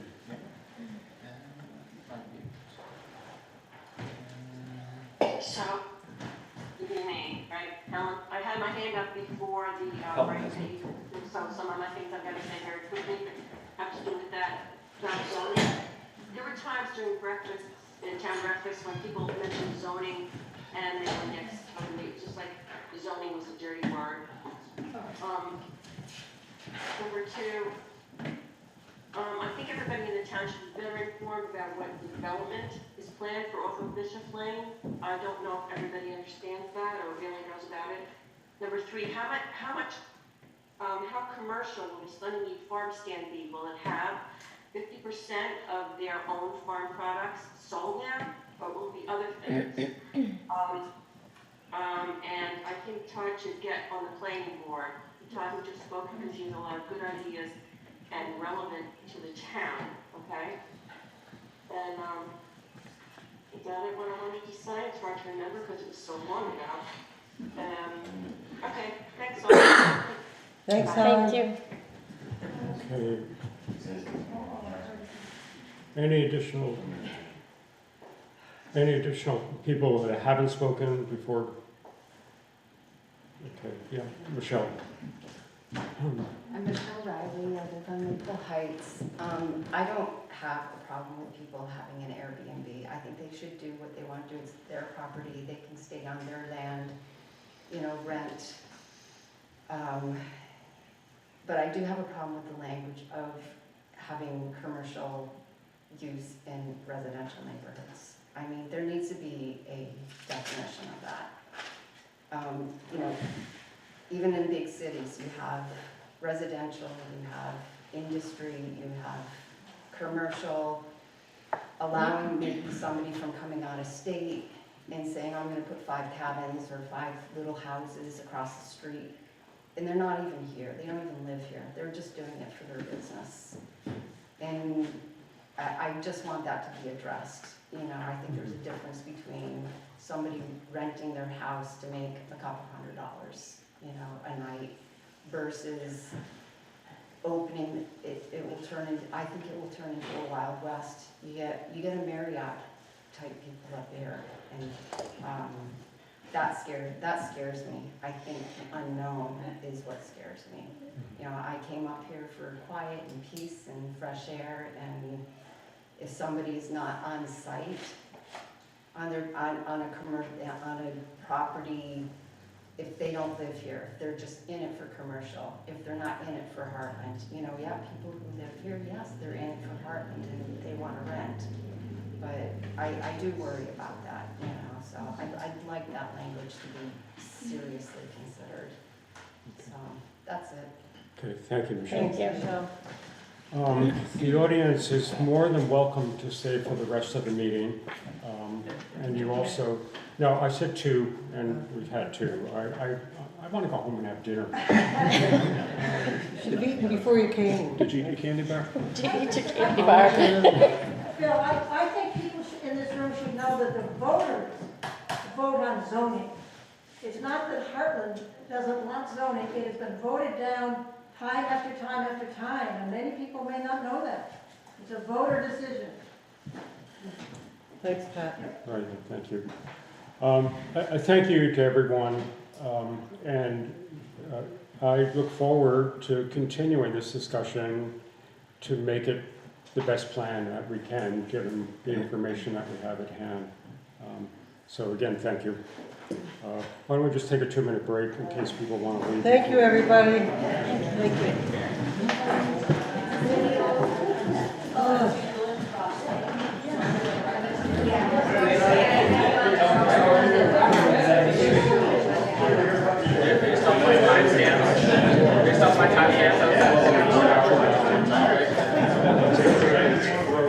I appreciate you guys opening up your comments. I can put a lot of love in that. That's okay. It's much helpful. And in fact, the interviews are fine. We're good on the Zoom. Yeah, you can see Justin. Like, hello? Yeah. It's just a chance to hear. I think it's good to hear everybody.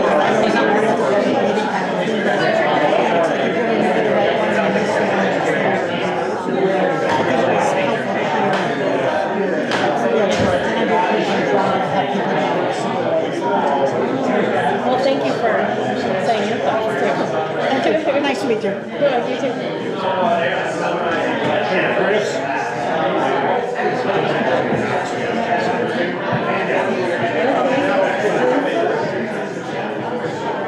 Hey, Chris.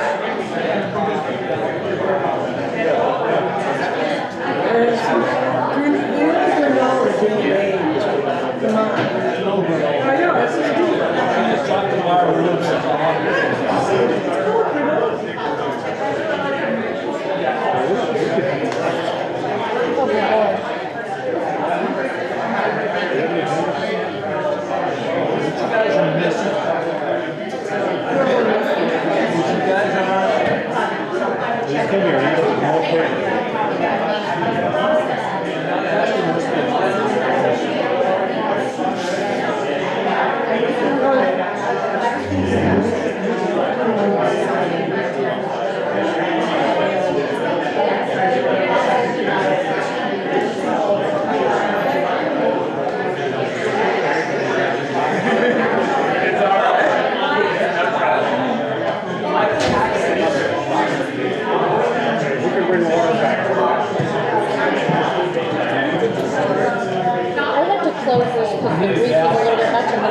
right here, but it's not locked because I can't read it.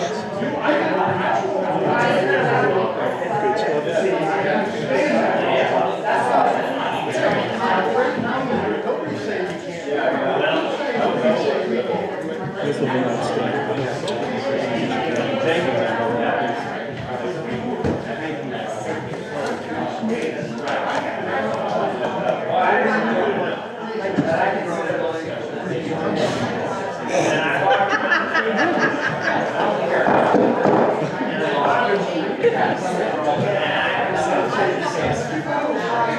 Thank you. Thank you very much.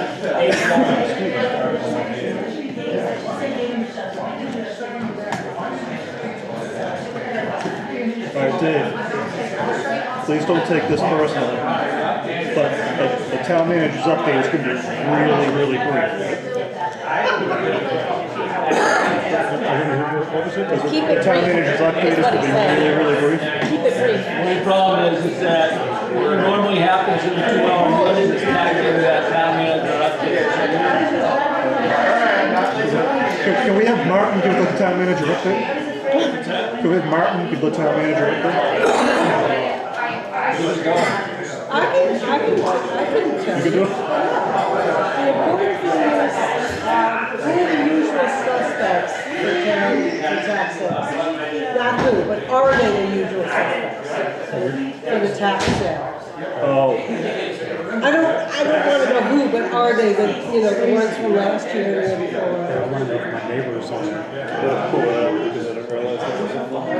Okay, thank you everyone for being quiet. Hey, we need to conduct our meeting, please. We need Thor. What a bully. I failed bullying in 3rd grade. I got bullied, I guess. Maybe that's what I want to know. Yeah, I'm sure the town manager update is in here somewhere. Okay, COVID-19, take it away. Oh, is that what we're on? Yeah, we're on You broke just for that? on the covered manager's notes, please. Get off my rhythm. You're still in town plan mode. No. I think I'll be in town planning first class of wine tonight.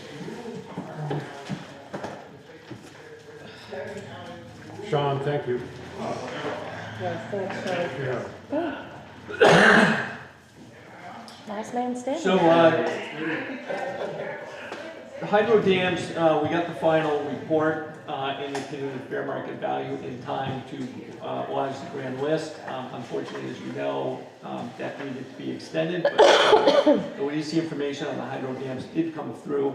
No major changes, no major surprises there. Not like all of a sudden the assessed value jumped up like 27%. It didn't? It did not, no. Really? Yeah. We Okay. were higher and lower. We were about getting too much into the details. Just no surprises. It wasn't about right. Okay. If we can take that step, we're looking to do a tax sale coming up this summer. We're getting a late start on this. We usually start like 2 months ago. So, again, go into the fall here. Dave, Delinquencies are actually pretty low for us at this point at 138,600. that's good news.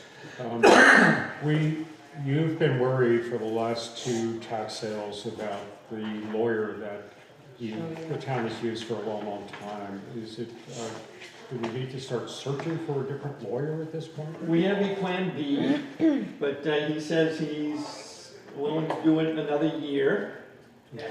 So we'll see how that goes. So demand, or actually supply of houses has dipped a bit. He does a lot of real estate work. So that may have slowed things up a bit, so he can concentrate on us, but he says he'll do us another year. We do have a plan B just in case. Great. Jenna gave her notice. She's with us until 3rd week in June, maybe. But we gotta fill some holes there and, still have some concerns on the after-school daycare program. We've been tossing that around, but obviously with Jenna leaving, that will kind of take a priority step. But we meet with Christine over at the school, the 11th and the 13th, somewhere next week to discuss that in more detail. But we're still trying to, we haven't given up on the after-school program, just looking for some longevity there and people that can kind of fill that schedule. And with Jenna leaving, we may kind of switch things up with the job titles. So we'll work towards that. You have the signs, Conservation Commission, Mary, you have made some changes or some highlighted some things. I will pass that along to the Conservation Commission. Is that the logo that's on That the is very town much the trucks? logo, yes. Okay. Yep. We think that might be Bob and Tom White walking across the ridge, but we're not sure. With fishing poles? Well, yeah, you know, the dog is The there. dog, though, yes. The I saw dog, you know, Yeah, the yeah. bridge seems to be all in one piece, but that is the truck logo. Okay. They are hoping to get the signs made up before the end of June. And then the highway department and or the grounds department will kind of piece the signs and the posts together, and then we'll put that out. We have spoken with a resident or two out by the Katy Brook Trail, so to kind of soothe some personalities out there. So hopefully, you know, they seem eager to see parking and no parking signs. So Yeah, we will. in fact, a quick story, one of the members of the Conservation Commission didn't know Katy Brook, and they went out to say, I'm on the commission, I ought to go walk it. And they parked on one of these landowners' property and caught the wrath of this person. How dare you park on my property? So, Oh, so these signs are timely. yeah. Highway, we did fill the buildings and grounds position. He is a Heartlander from North Heartland, so that is kind of neat. We don't have him for quite the extended season that we were hoping, but you know, we think that he will be good, dependable, close to home, so we're pretty excited to have him come on board. I will give kind of the token spiel on ARPA. You know, plenty of road work to be done. 2 of the items were in the top 10, which is good to see. We do have an unfinished discussion on the Three Corners intersection project, and you know, having a discussion on you know, where those you know, proposals may come in and what's acceptable, and you know, how much ARPA money we're willing to spend on those projects. So I think that that might be, you know, coming up on us fairly soon. Just keep that in the back of your mind. Dave, how soon do we need to decide about the west side paving on Clay Hill Road? We allocated $200,000 for next year's budget, and it came in at 250, 270, 2 something. So we've decided on that. To use it. So the Queechee side of, if I understand, I'm a little lost on the east-west, but so the Hartland Queechee Road side. That was, my understanding was we, you know, went ahead with that. The select board had consensus that that was something that we wanted to do. So Blacktop has been contacted, and you know, we're looking towards getting that done, you know, anytime after July 1st, probably be more towards Labor Day. You know, I think that we just need to, as part of that ARPA discussion, remember that, you know, we're gonna have an overage there on, I guess, the east side, but on the Route 5 side of Clay Hill, which is actually gonna be the more expensive. Right. Certainly will run over, so we need to kind of account for that. Yeah. But, I'm sorry, just to clarify, next fiscal year 2023 starts in July. Yep. And it's that fiscal year money plus some additional reserve highway money that's gonna pay for the first segment. Yep. Okay. The second segment is not due to be done this coming year because there currently is no money budgeted for that. The $470,000. Yep, correct. I mean, you know, you know, you and I kind of had this conversation between surplus monies and ARPA monies. You know, there's money, less so, maybe half at this point, you know, considering the other part of Clay Hill, or even less than that. Let me take that back. We've got money in surplus that we've been eyeing because the Three Corners intersection project has been coming up. There's still surplus, but we haven't agreed to. So we've decided we're gonna, you know, pull upwards of 75 grand or thereabouts out of, for Clay Hill. Right. Which is going to diminish what we've got to play with for Three Corners intersection. We've got nowhere, you know, if we But go I'm forward assuming- again the following year, it would be fiscal year '24. Right, but I'm assuming you don't want to run that surplus to zero, right? I do not. I would, if you wanted to do that, I would say then, you know, you're looking at 150 to 160,000 for ARPA money to pull for Clay Hill. Just to, you guys both just triggered something for me. Greg talked about, the ARPA committee came up with the idea that let's do a feasibility study. Most of them were water or sewer. But we also have the Queechee Road that we might want to consider doing an engineering study.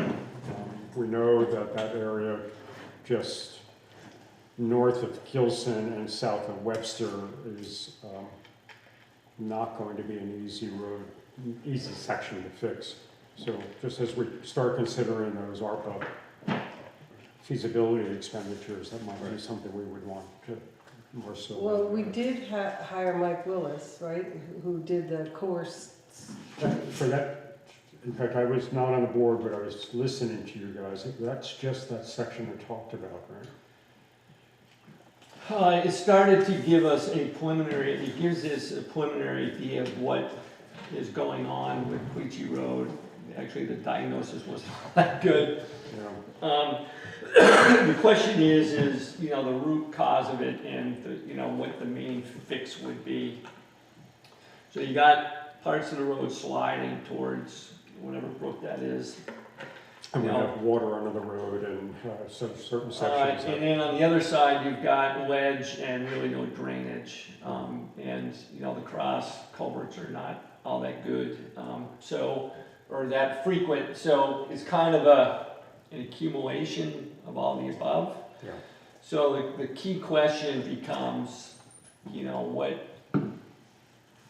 how do you rectify that? So I said to him at that time, I said, so why not just keep it unpaved or not pave it? And he said, yes. He agreed. But that would not fix the root problem. You know, the problem is the road is falling into the. Right, but to keep paving it's not gonna fix it. Right. No, it has. I mean, I agree, it would be great to fix the root problem if that's even possible.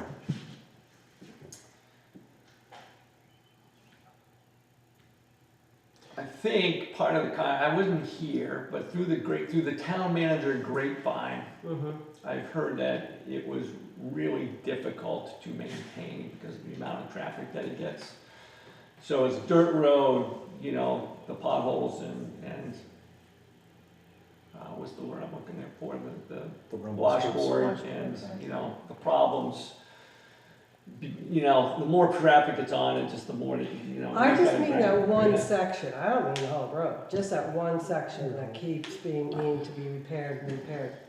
You know, we'll all remember driving it when it was a dirt road and I lost the front fender in a freaking mud hole on just south of Three Pine Farm. And Patty Talbot, who I was giving a ride back home because she used to teach music up in Lyme and we'd get a ride to Hamburg, was sitting there laughing and I was practically crying because I didn't have any more duct tape to keep my car together.